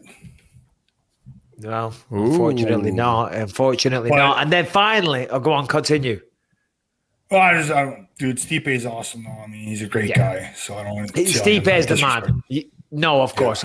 No, I have endless respect for Stipe Miocic. He is the man. All right, and then the champ, Francis Ngannou. I mean, you mentioned before, if you were to get on top of him and get him down, I truly believe you would give him a lot of problems. But still, if you had to encapsulate him in one word or even a bunch of words, what would those words be? You want something controversial? Yeah, No, sure. Go yes, ahead. dude. I mean, not too controversial, but still, go ahead. Ben. Did you hear me? No, what did you say? Tell him. I didn't hear. Wait, I didn't hear what you say. I said test tube baby. Like, Test tube baby. Okay. Project. He's like a project, you know. Well, I tell you what, I wouldn't mind a bit of that Unnatural. test tube. You think so? You think he's unnatural? No, not like. steroids. He's clear with USADA. I'm just saying he's a freak athlete. He is a freak. That is for sure. What's going on in your life, Ben? So you're back home in Wisconsin. How is Wisconsin right now? How is it with the COVID, all that stuff? And what else is happening in your life outside of mixed martial arts? Well, I had baby Odin Silas. He came into the world March 25th. So that was pretty congratulations. big. Thank you. And to get a win after, I know a lot of guys, it's a thing I've watched that guys have a kid and then they lose their next fight. That's a thing. So it's a big deal that I got a win after.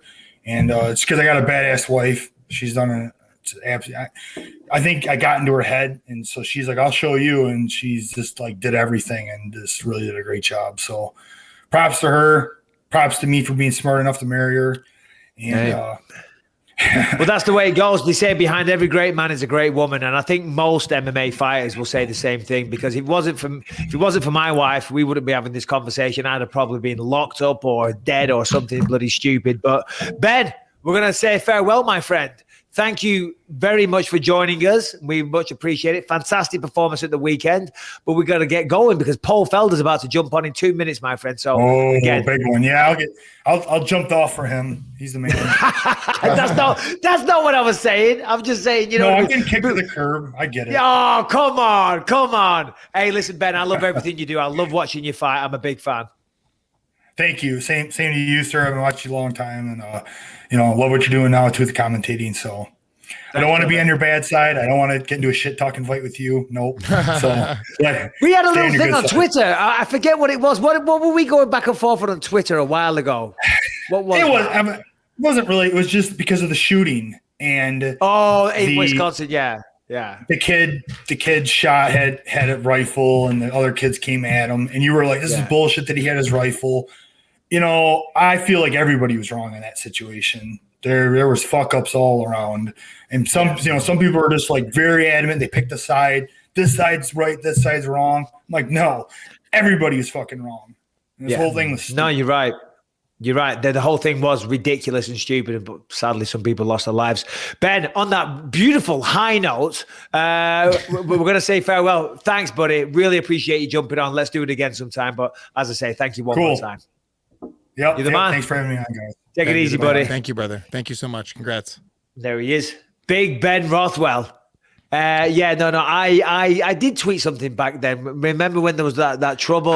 You get into your things. I ignore it. I don't even. He slid into my inbox. You know what I mean? I was like, oh shit! I better just back off. I don't want to be making an enemy of Ben. No, what a guy! I love watching that guy fight. He's funny too. Very unique personality.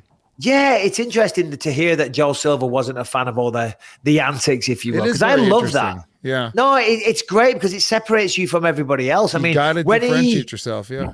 I forget who it was that he knocked out, but when he did that dance, it was absolutely amazing. But look at that. I mean, right on cue. This is why. Mike, hold on a second. I just got to pee real quick while we reset. I'm sorry, dude. I'm going to explode you got right pee. now. You got pee. Sorry, Paul. No. He fucked up the intro. That was going to be a great intro, and he's going to go piss. How are you, buddy? I'm good, man. How are you?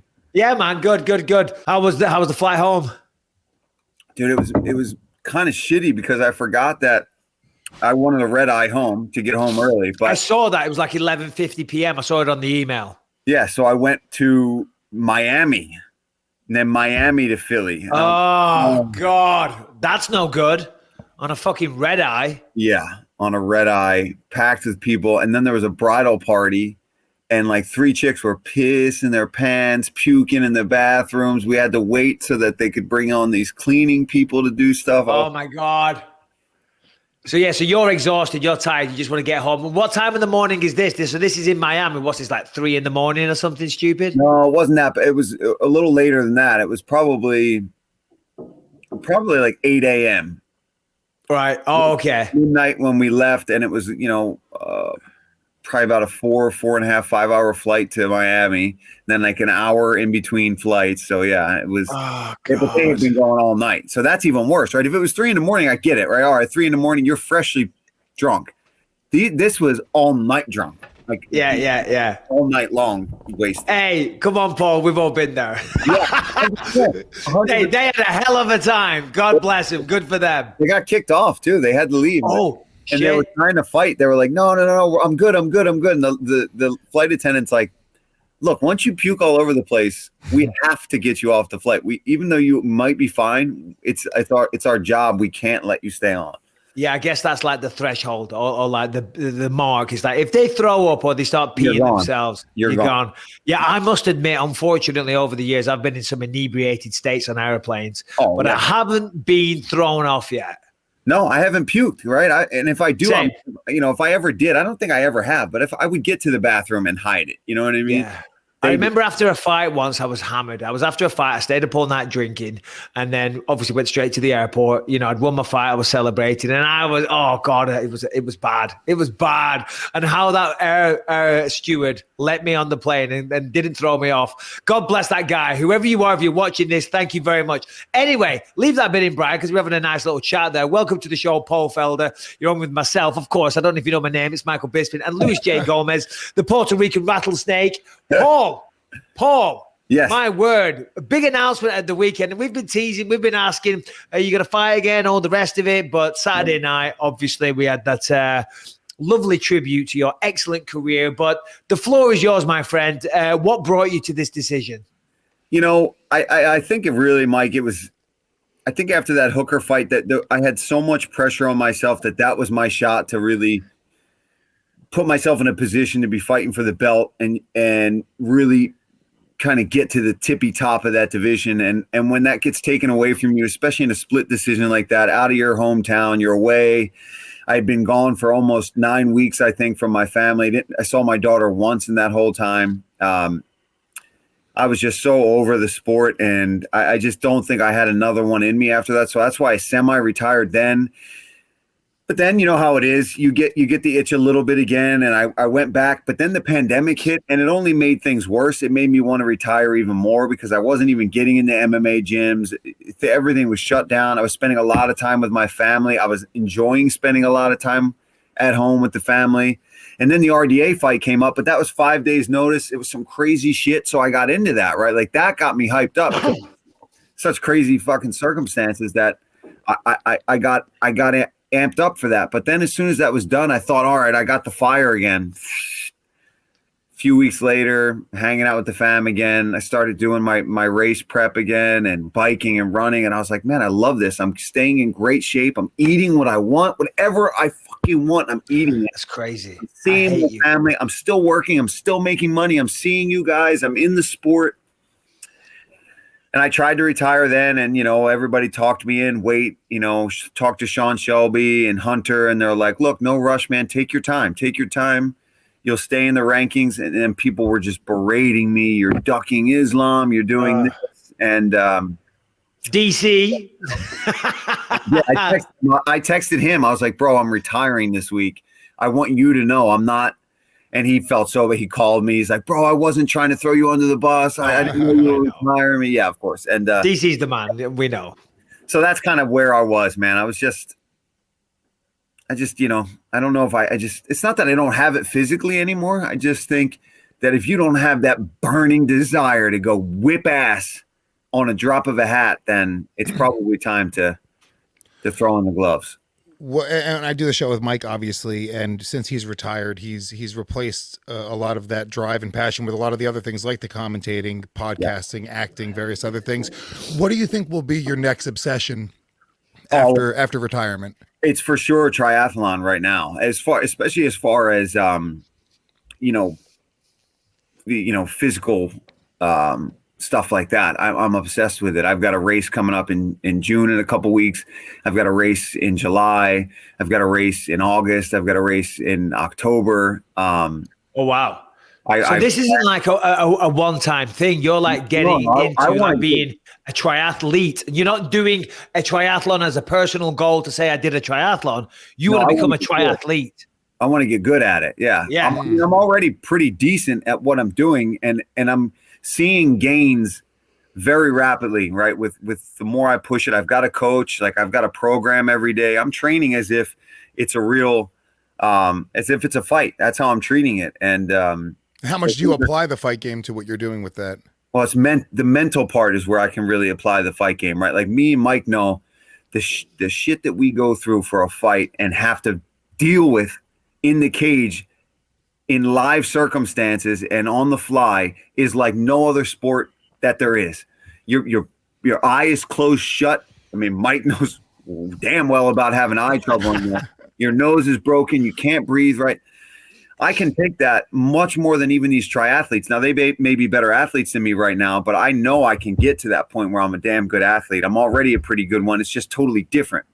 But yeah, I mean, I swam 2 miles today, ran 8 miles already today. So, I mean, I'm talking. What is you've told me this before and I forgot. It's just for those people that don't know, I'm sure a lot do. A triathlete, just define how long the events are. So they're all there's different distances. There are sprint triathlons, Olympic triathlons, and then there's middle distance and full Ironman, full distance ones. So give us the granddaddy. Give us the impressive one. Well, the grand one is the full Ironman, right? And that's a 2.4 mile swim, 112 mile bike, and then a marathon. Wow. All in one day. And dude, the best guys do that in 7.5 hours. That's fucking insane. Okay. That's insane. I don't think I could sit in one place for 7.5 hours. Dude, the bike alone, 112 miles on the bike. I mean, run a marathon, 26 miles, 112 miles on a bike, and 2.5 mile swim. Yeah. That's insane. And you're planning on doing this one day. And I want to do the full. I'm doing the half a few times this summer. So it's June 6th in Virginia. I'm doing my first half. It's a 70.3. So that's the distance, 70.3 miles. Wow. Obviously, we're going to get to your career because there's a lot to talk about there. I want to ask you a lot of questions. But you're right what you brought up a moment ago regarding the mental toughness. Because in a fight, everyone gets tired. We've all been there. But the body can go on. It's the mind that says no. It's the mind that says, when both guys are in the 5th round, 3rd round, whatever it is, and they're fucking exhausted. They've emptied the tank. They've really gone for it. But you've always got that extra mile or that extra little bit in the reserves. If you're willing to dig deep, if you're willing to go there, and that's the difference because not everyone is. And some people say, I can't do it. I'm done. I'm too tired. And they look for a way out or they get finished in the fight. And I'm assuming, I'm not assuming, I think I know that same mental toughness that brings you success in a fight is the same thing in a triathlete, because what you just mentioned there, that's torturous. It really is. Miserable. You can quit at any time. Yeah. Yeah. And it's easy. You'll be like, oh, I cramped. I'm done. I'm done. You can walk off. But that's why the best guys and women in this sport. Gotta be careful. 2021. The things that sets them apart is definitely mentally, it's crazy. Yeah, absolutely. Oh, well, Paul, listen, you had a tremendous career. You signed with the UFC 2014, is that correct? Yep. So if you had to pick one highlight of your career, what would that be? Ooh. It's a tough one, isn't it? People ask me that all the time, and it's hard.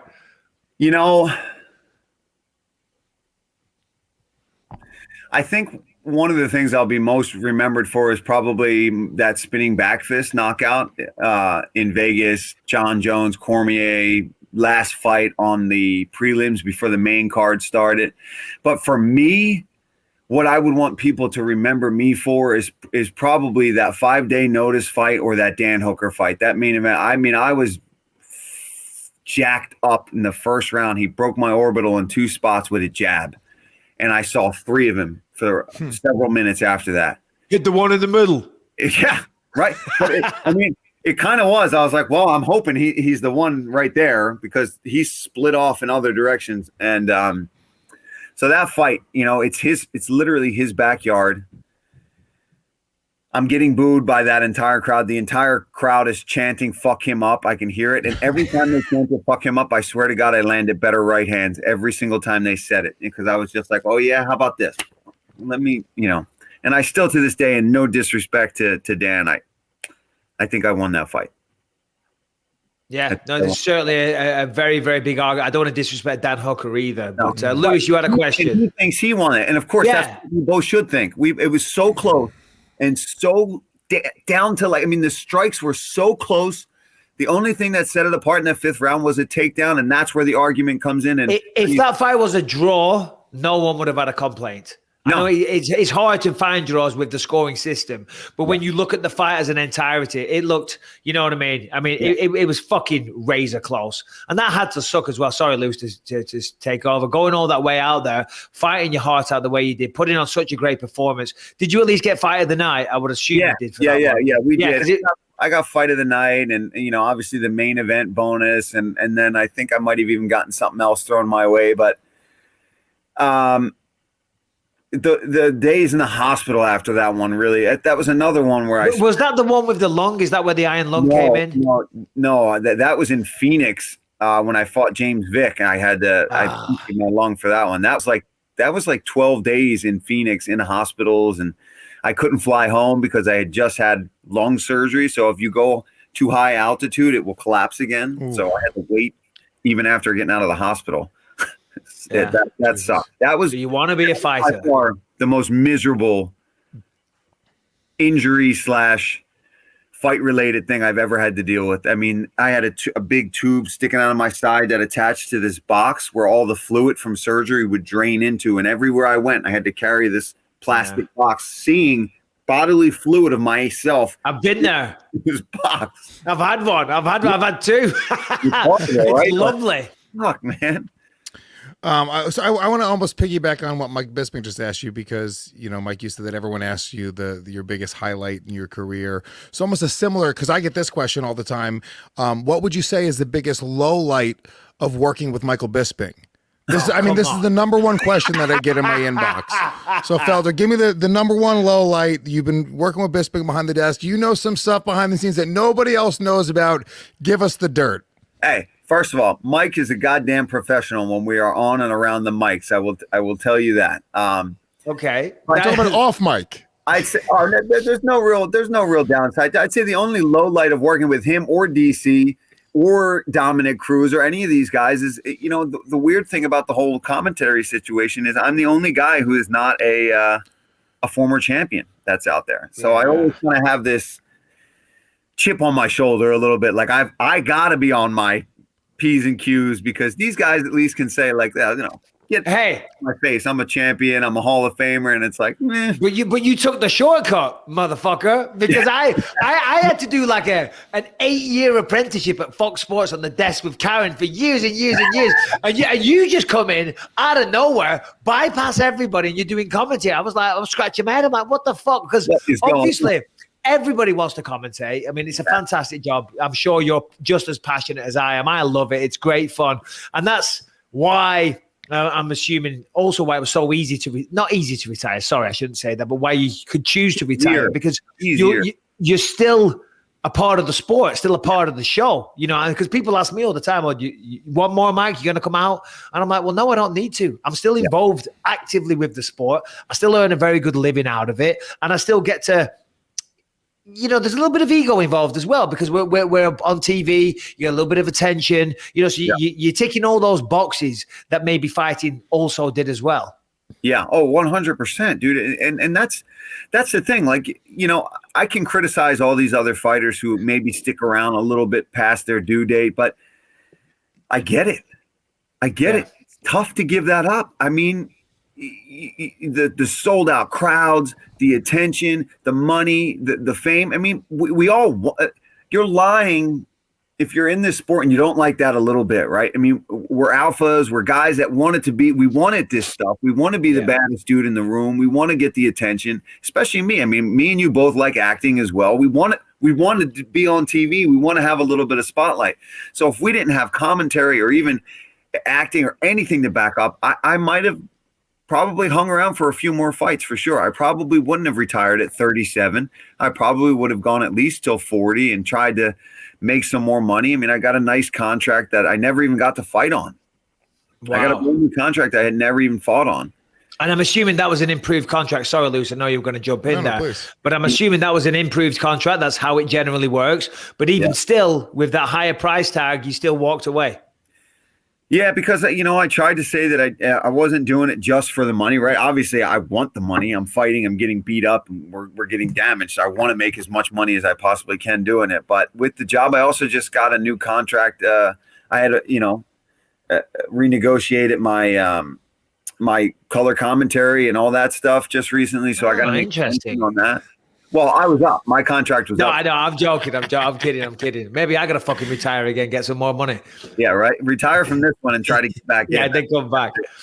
Yeah, so I didn't want that to be the reason that I stick around and maybe take a beating that I don't need to take, or maybe I win and then I stay around longer and I don't do the other things that I want to do. I think at 37, I'm still pretty young. Goddamn. I mean, that's not that bad. And I can get out of the sport and save a lot of miles on my body and stay in good shape and try to do film and television still, work commentary and get more passionate about that, you know, get more into that. And I mean, it's fun, man. Shit. We get to sit at a desk and watch these dudes beat the crap and these women just go to war. So it's not a bad way to make a living. What would you say is Michael Bisping's worst performance in a movie? Go. Oh my God. Well, hold on. That's not fair because he's Paul, an actor as well. I'm sorry. Yeah, no. But Paul, like, I'm just winging it. Okay, I'm a knucklehead. You know what I mean? But I've done some studying now, of course. But Paul is a thespian. Paul is a trained actor. Really? You know what I mean? Oh yeah. Did you not know, Paul? You went drama school, correct? Yeah, I went to University of the Arts in Philly. Dude, it's an art school. I mean, I had to take one math and or a science class for 4 years. One. Oh, wow. Not one a year, one class by the time you graduated. And I think a couple writing courses, which were all BS, you know, and I basically got like a C on all those courses because I'm not there to write papers. I was there to learn how to perform. You're there to try to bang chicks. Let's get real. Being a straight guy at University of the Arts in the 20s was I was in drama society in high school. Those are the horniest chicks on the planet.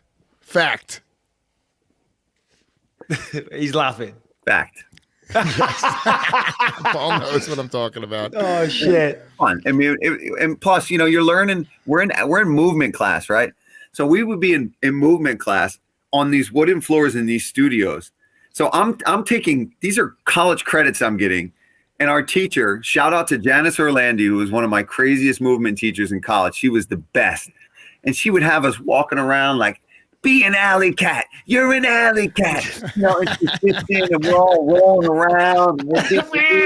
Yeah, dude. And I'm sitting there thinking, I'm getting college credits for this right now. But it was also a lot of money, and I'm just now finally paying off my freaking student loans with fighting money.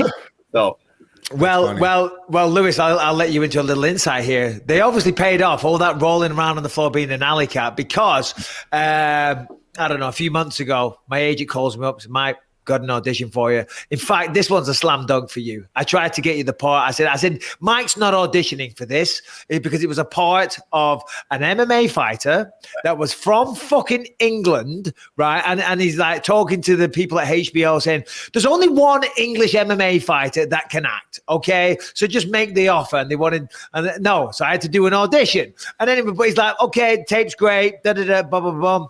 And we're waiting for the offer and we're waiting and didn't get it. And then the next time we're doing the fighter meetings, right? And we're talking away and Paul's like, oh yeah, so I just landed this role in this HBO show as an MMA fighter. And I was like, you fucking cocksucker. As a British MMA fighter.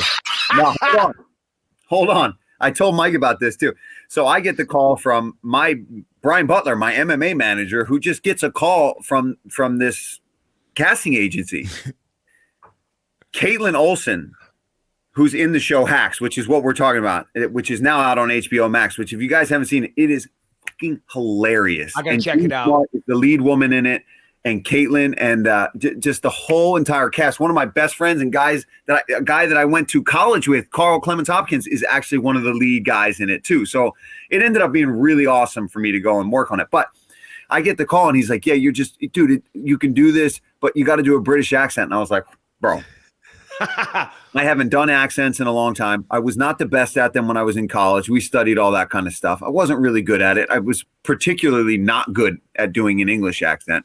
And it's like, and where from England? There's a million different English accents. The same with the US. There's no, And I said, can they please put that to the side and I can do it. No problem. I'll make a tape, but I can't do the accent and try to act this thing as well.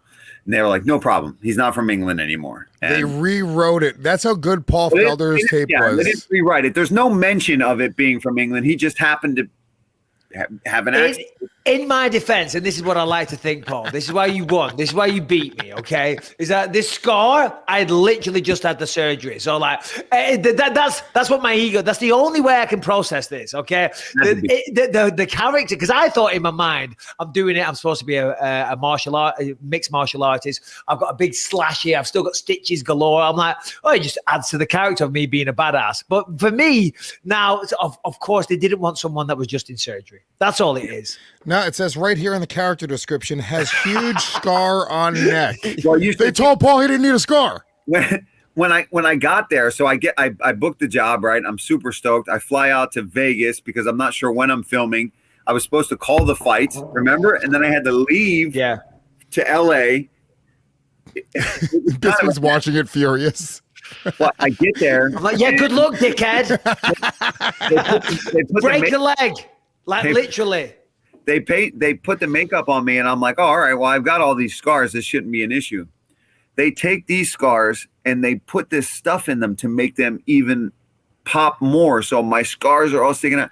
Then they give me this huge black eye. They make my nose look more broken than it already is. And I went in there thinking, all right, I'm perfect for this. And they made me even more hideous than I already was. Yeah. That was kind of a blow to the ego. So they wanted an English guy, right? But in the end, they take an American. There's got fucking, I'm like, God damn, I hate Paul Felder. No, congratulations. In fact, I can't wait to see. So when you say hacks, is that H-A-X or C-K-S? C-K-S, like you're a hack. Like they're a bunch of hacks. Okay. All right. No, I'm going to check it out. Check it out, dude. It's really funny. Like a really funny show. So now, obviously, you got the commentary. You're going to be doing triathletes. And, of course, you're going to focus on the acting career as well. Is there anything else going on in your world? I mean, you're a father as well, of course. But how do you see the future in a perfect world playing out for you, Paul? I mean, in a perfect world, I keep doing work with the UFC, having fun. And I would like to get back into the gym and help my teammates out a little bit, especially here in Philly. Sean Brady's got a huge fight coming up. I'm not sure if it's been announced yet, so I don't want to say anything. Yeah, no, I saw that. It's a good fight. I think it has been announced. I think I saw it. Kevin Lee. Yeah. Kevin Lee. Kevin Lee. There it is. That's a big fight. Big fight on the McGregor card. Yeah. So massive. I'm like, oh, that. What about coaching? Is that something that you've thought about maybe? I'd like to help out some of the guys that I already know that are kind of on the up that either are in the UFC or on their way to that. I'd like to give them any advice that I can. I don't care if it's even non-fight related on how to handle the media or doing, negotiations, not management necessarily, but I just want to make sure that they're doing the right things so that they can not make the mistakes that maybe I made and guys I know have made over the years. But yeah, definitely getting back into film and television when I can. Now that I've officially retired, I think I can actually focus on that a little more and maybe do an acting class here and there now that things are opening up a little bit and just kind of to get back into it, because it's one of those things. It's not necessarily like riding a bike. It takes a little while and you got to get the reps in, and doing that show helped a little bit. But the first day I was on set, I had fun, but I definitely got more comfortable and better as the weeks went on working on that show, because the first day I remember I didn't say much on the first day of filming. Thank God. I didn't have many lines. I was just kind of there because I was like, oh God. That's the way it goes. Yeah, you settle in. Because I remember, sorry, Lewis, I know you had a question locked in the chamber. I remember the biggest thing I did was Triple X with Vin Diesel. Yeah. And on the first day I get there, right? And I've done a bit of acting, but I didn't go to drama school or nothing. So I'm winging it, but I do work with an acting coach. I do everything I can to prepare the best I can. But the first day I'm there, there's Samuel L. Jackson, there's fucking Vin Diesel, and there's all these other people, and they'd been up there for a while filming, so they'd all bonded. They had a camaraderie. Do you know what I mean? And then I was coming in from the outside as a mixed martial artist, as a knucklehead. I was like, oh God, Fortunately, all I had to do, well, actually, I had to cry because it was a funeral scene, but they just give you some little drops. But I'm like, thank God I didn't have to talk because it just, after a few days, once you get to know everyone a little bit and you settle in, you get comfortable, just like any kind of environment. Sorry, Luce, you were going to say something. No. Well, I was going to say, you sort of, you had mentioned possibly wanting to help out and coach and maybe giving advice to young fighters out there. So let's just say, hypothetically speaking, let's say there was a young fighter out there in the world, okay, who had a fight on the horizon, maybe coming up in October, and he was going up against a guy who had a little bit more experience than him, possibly a guy that was from Australia, maybe had a lot of tattoos. Hypothetically speaking, let's say this just happened in the world. And let's just cut the bullshit. Lewis is fighting Jason Ellis. Jason's had, I don't know if you know who he is, but he's had a few fights. I kind of do know who that is. Yeah. Okay, good. All right. Well, all right. So one piece of advice for me. I'm taking pieces of advice from all the fighters we have on the show. Just one piece of advice that you had to give to me. Just a minute or less. Just the elevator pitch of advice. We're in an elevator right now. I'm going to fight this guy who's got a lot more experience than me. What's the advice that you give me? Get used to being in very uncomfortable situations now before you're in that fight. Because I work with Bisping. Right, well, perfect. Because how tired you feel in training, times that by about 5, and that's how it's going to really feel in the night. So try to calm your ass down as best you possibly can and breathe, because that's the simplest piece of advice that so many young fighters and guys doing it for the first time or only have done it not that many times or haven't done it in a while, forget. Breathe when you're in there, relax, and put yourself, do some trainings where you blow your lungs out to the max and get used to that kind of feeling. Not all the time, but get used to that just overwhelming feeling of exhaustion and live there every now and then, because that's how the fight's going to feel. Sounds miserable. It's but that's how it is, though. That's the fight. It really is. That's why in training, you got to push yourself to the absolute limit. And if you don't do that, it shows up on fight night, because the other guy will do that. Yeah. And then once you get tired, it doesn't matter. I say it all the time. Doesn't matter how good you are. If the other guy's not tired and you're blowing out your ass, that's it. You're losing that fight. Simple as that. It's like we were talking about during the broadcast with the takedowns. If you're not drilling, as soon as your ass hits the floor, boom, you're trying to get back up, you're not going to get back up. You're going to sit on your ass. The guy's going to settle into your guard, and then you're doing just jiu-jitsu. Oh, that was during was Cody, the moment where Cody just popped right back up. Yeah, Cody showed exactly what when Rob took him down that one time, his ass hit that floor, and he was like a flying squirrel, popped his ass right back up, because that's how he trains. And I've seen him train, and you watch him at Alpha Male, and that's something they definitely are drilling over there at that gym. Is your butt hits the floor, you are. Jarrett Gordon's another one that is really good at that. You get Jarrett down. I remember I would blast double him and get him every now and then, and it's just his first instinct is not jiu-jitsu. His first instinct is get the fuck up at all costs. And then if you're really, really, really, really, really, really good and you keep him there, then he'll start figuring other things out. But his first instinct is, I got to get up. So you're 37, Paul, just changing subject slightly. 37, and you said, I think I saw your quote where you said you said you never wanted to be one of those guys that stuck around for too long. And you've done that, and you've got out of the sport. I think, I know for a fact you've won the respect of everyone, of your peers, of the fighters, of the people in the organization, and you're leaving with, of course you lost a piece of your lung, which is pretty sizable. But other than that, I mean, you kind of leave him. I don't know. You tell me, how bad is the body? How does it feel? It feels pretty good right now. Obviously there's some aches and pains and knees and, backs all curvy, weird from fighting, and neck problems. But as far as I'm not one of these guys that necessarily thinks I've got any early signs yet of anything crazy like brain damage or CTE. I've had scans, and I want to keep it that way. I've never been knocked out. I've never been finished unless you count the cut from Trinaldo. So, to go out like that is something that I also kind of I'm like, shit, man, if I end it right now, I can leave without really having ever truly been finished. And most of my losses have been split decisions. Most of them, except for Edson Barboza, the first one, And obviously when I got finished because of the cut by Trinaldo. But Mike Perry, even RDA, the last one, which wasn't really a split decision, but hey, it says it on my record. Hey, there you go. Hey, listen, I know we're running out of time here, but I've got to ask you. I have one more, by the way, Bisping. It's a quick question. One. Yeah, just oh, yeah, sure. One. Yeah. Well, if it's a fun one, we'll end on that. But Sure. I want to get your opinion, just going away from you for a second, on Charles Oliveira. Obviously, you beat this guy. Right, you've been in there with him, you shared the octagon, you finished him, and now here he is as a champion. What does that say to you? Because obviously you've beaten him. It shows that you're at that level. Everyone knows that you were at that level. Had you have beaten Dan Hooker, would things have been very differently? And how does that make you feel to know somebody that you went out there and you finished, if I'm not mistaken, right? I think it was elbows from the guard. You finished this guy, and now he's champion of the world and just fucking destroyed Michael Chandler. I mean. Well, I mean, it must make you feel good, or is there a little bit of it's both mixed emotions, right? I'm sure, emotions, for sure, because I mean I got an outpouring from the people that are my fans and friends and family are like, "Oh, bro, you're gonna get this title shot, and you just got to get a couple wins." And I'm like, "It's not that easy."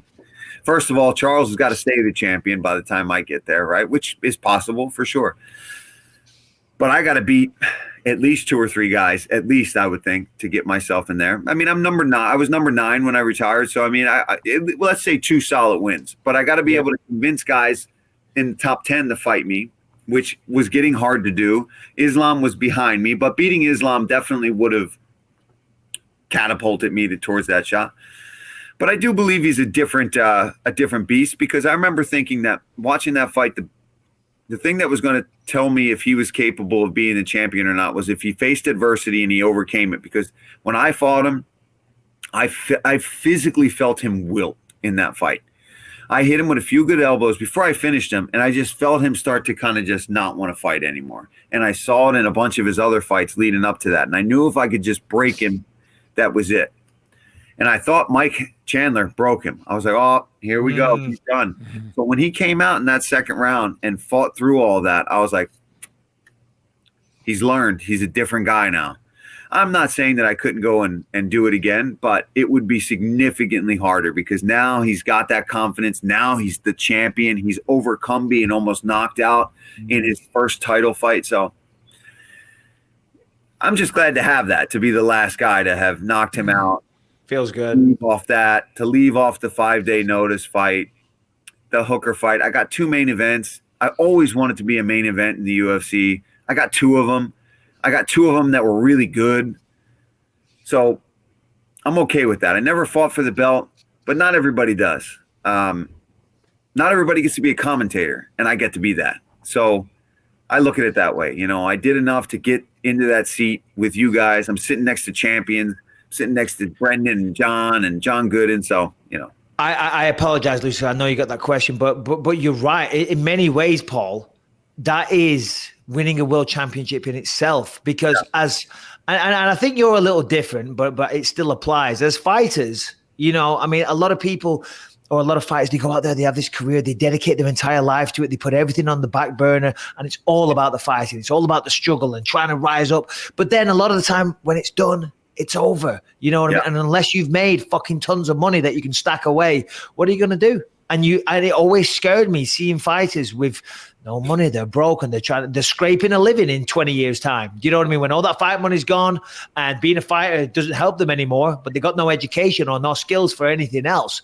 You know, but you've parlayed that, and I'm not trying to condescend you at all, but you parlayed that into a tremendous broadcasting career. No doubt you're going to have great success as an actor. So in many ways, you know, that's even better than being a world champion. Yeah, that's great. It's nice to have on the mantelpiece, and I love it as well. Right? Yeah, so sorry to rub it in. But still, that's the ultimate goal, though, isn't it? Really just saying that he has 2 championships. That's a very long way of saying that he's a champ. Yeah, it is, yeah. No, but do you see what I'm saying, Paul? Yeah, of course. No, I get it. But you're right. I mean, I did enough to get to where I wanted to be anyway. I mean, that's where I wanted to be. Even before I started fighting, I was obviously an actor. I wanted to be on television. I wanted to be doing entertainment in whatever facet, whether it be, you know, an analyst for the sport. I get to not only be on television doing what I love acting wise too, but now I get to do it and be doing the sport that I spent so much of my life dedicating every waking hour to, and now I get to sit back and kind of enjoy it. And I'm going to say one last thing, and I will let you speak, Lewis. No, please, don't worry. I'm enjoying the conversation. Nobody wants to hear a fat comedian chime in when two fucking UFC legends are having a conversation. It's fine. Because, well, thank you very much, sir. But the thing is this as well, Paul, because I always say to my wife, I say, fuck, I'm so lucky that I do this, because my expert subject in this planet is mixed martial arts. Yeah. You know what I mean? But there's not many avenues where you can parlay that into a real career. And obviously commentating for the UFC, the best fight promotion on the planet, bar none. That's not even open for debate. It's as simple as that. It's a very, very prestigious job. And you get to take all that knowledge and experience that you've acquired and really put it to proper use. You know what I'm saying? So that's another reason why I value it so highly. Yeah, it's the best. I mean, you're right. To get into the UFC is such a small percentage in this world. To get ranked and stay in the UFC is such a small percentage in this world. To fight in a main event more than once, it's insanely. To become champion, even crazier. But then to be one of the few people, I mean, there's a handful of us, Mike. There's literally a handful of us that get to do this. So, I mean, shit. I'm all right with it, man. Yeah. I mean, I was I was emotional because I get to see the highlight and I get to hear you guys talk about me, and it's, you know how it is. It's always a little overwhelming when you get to see all that stuff and then the outpouring of your fans and stuff comment. But I was content. I was in a good place when I made that decision on Saturday, and I don't regret it. And I won't be back. Everybody's like, yeah, we'll wait until that next 3-day notice fight. And I'm like, fuck that. I'm done. I'm out. When I say I'm out, I'm out. Lewis, now is your time. All right. Well, I mean, that was very deep and touching. And I'm going to ask a dumb question, but I think it's a good question because he's from Philly and we all got to know. You want to know the cheesesteak? Of course. Come on. It's what everyone, really? It's what everyone asks at the end of every interview. Listen, I've had a couple of Philly cheesesteaks. Oh, shut up, Bisping. Don't even, he's going to tell you that they got better Philly cheesesteaks in Manchester. Go fuck yourself. Oh, God, no, I'm not. No, I'm not going to say that. What I'm going to say is, and this might be a hot take, but maybe I've just had bad ones, but I'm not partial to a Philly cheesesteak. It was all sloppy and horrible. It just didn't taste good, but changed my mind. Let me ask you this. Were you intoxicated when you had it? No, I was sober, and it was at an airport. At an airport? No. It was at an airport. No, it was garbage. No. All wrong. Well, if you're ever in Philly, if we're ever calling fights again in Philly and we're working, God forbid, I'll take you to a spot. We'll do something. What is the spot? Lewis needs a name. The debate is always Pat's versus Jim's on South Street is the spot that, like, if I'm gonna go get one, I really like Jim's. It's been there for a while. It's right on South Street. There's usually a line around the corner. I got to actually make a cheesesteak with my brother Tommy when the UFC was in Philly. They did. Ricci actually directed it and kind of. Oh, I saw that. Yeah. And I got to get back there, and they don't fuck around. They're not wasting anything. I made the sandwich for the guy that was in line. And I was nervous as hell. I'm chopping the thing up. I'm scooping, I'm putting the onions on there and the cheese. And it was for a guy. They took that sandwich, wrapped it up, and sold it to that dude. They're not wasting any sandwiches. You're like Mickey Rourke in The Wrestler. Yeah. When he works at the deli counter. Yeah. All right. You well, gotta get it Paul. with the cheese whiz, Bisping, and the bread. It's got to be a specific bread from Philly. You got to get it with the cheese whiz. Cheese whiz? Cheese whiz, that orange cheese. It comes in the jar or a can. Okay. Sounds terrible. Sounds awful, but I'm sure it's good in the right combination. Well, listen, Paul, I firmly mean this. As you know, congratulations on a great career, buddy. You went out there, you won the respect of everybody. You did yourself proud, your family proud, your wife, your children. You know, you should be proud of yourself, man. And of course, the best is yet to come. The best is yet to come. Because I was always terrified of retiring. I was like, oh God, what am I going to do? Honestly, I was terrified because I was kind of forced into it because of my eye. Yeah. But it's the best thing I ever did. You know, I loved my time there, but I'm having a great career now, better than I ever thought it would play out. So, you know, congratulations with everything, Paul. Thank you. And it means a lot coming from you, Mike. Trust me. Everything you say I hold in high regard. So thank you very much. It was nice to hear the things you said to me on Saturday night too. I appreciate that. And I felt bad because I made a stupid joke, but that's always my style. You know, I'm like, what the fuck? I didn't get this and I didn't get this. I'm like, come on. I'm still waiting for it. I want my fucking touching tribute. You know what I didn't get, Mike? A belt and a Hall of Fame inductee. So, All right. so Fair we enough. all have our moments. The grass is always greener, as they say. Paul, thank you very much. Really, and from the fans' perspective as well, everyone loves you. Everyone thinks you're great. Everyone thinks you're a great addition to the commentary team as well. So congratulations on all that, and we'll continue to watch you. Congratulations on everything. No, good. Thank you, guys. I appreciate it. Hey, thanks for having me on. This was fun. We got to do this again. I know. I can't believe we haven't done this before. You're like one of the best guests and best talkers we've ever had. Yeah. You know, we're having a real conversation. Yeah, you make it easy. Awesome. Some people, you should have seen Ben Rothwell 15 minutes ago. Jesus. Hey, whoa. He's going to listen to this. He's a big man. Joking. And you don't have to see him. I have to see him, okay? I don't. The last thing I want is Ben Rothwell ripping my fucking head off. Paul, you're the man. I'll see you in, a couple of weeks maybe? Oh, no, I think that's Dominic Cruz, but I'll see you soon. Yeah, Congrats. I'll see you at the end of June, possibly. Okay. All right. Well, listen, look after yourself. Take care. Congrats once more and talk soon. Thanks, guys. Peace. All right. The great Paul Felder. There he is. Yeah. Great interview, great insight, fantastic career. Awesome guy. He's above everything. He's a great guy. He's a great fucking guy, you know. Both interviews today ruled. Yeah, no, they were great. No, but Paul should be proud of himself. You know, not everyone, he's right. Not everyone can go out there and become a champion, but he had a great career. He became a household name in mixed martial arts. He main evented. Now he's commentating. I mean, as I said, and I wasn't trying to be condescending, that kind of trumps any little piece of gold. It's the respect and the future that you set up for yourself. All right. Anyway, are you, it's that time, right? It is 7:15 where you're at. Yeah, I got to run down to the city, but thank you guys we've very been much going. for watching. Going for a couple hours. Let me do plugs real quick. You love the show, go to our iTunes, subscribe there, leave us a 5-star rating, subscribe on YouTube, hit the notification button, get the premium episodes on gasdigitalnetwork.com. Use the promo code BYM, get a 7-day free trial. And live shows are coming up, baby boy. Bisping Live, Tales from the Octagon, an evening with Michael Bisping coming to you this October in the UK. Birmingham has been added, baby boy. Get your tickets. Also, I have lots of other dates coming up. I'll be in Vegas in a couple weeks. Austin next week. I'll be out in California with Bisping as well. I think I might have a show or two out in LA while I'm out there. So we'll nice, perfect. All right, well we'll enjoy that. All right, well listen, I just want to say one more time, Ben Rothwell, Paul Felder. Thanks for joining the show, guys. Thank you for watching. Tell your friends about it. Make sure you subscribe. Spread the fucking word is what I'm saying. And Thursday, merchandise. We're all going to be wearing merchandise on Thursday. It's going to be for sale soon. Until then, take care. All the best. Goodbye.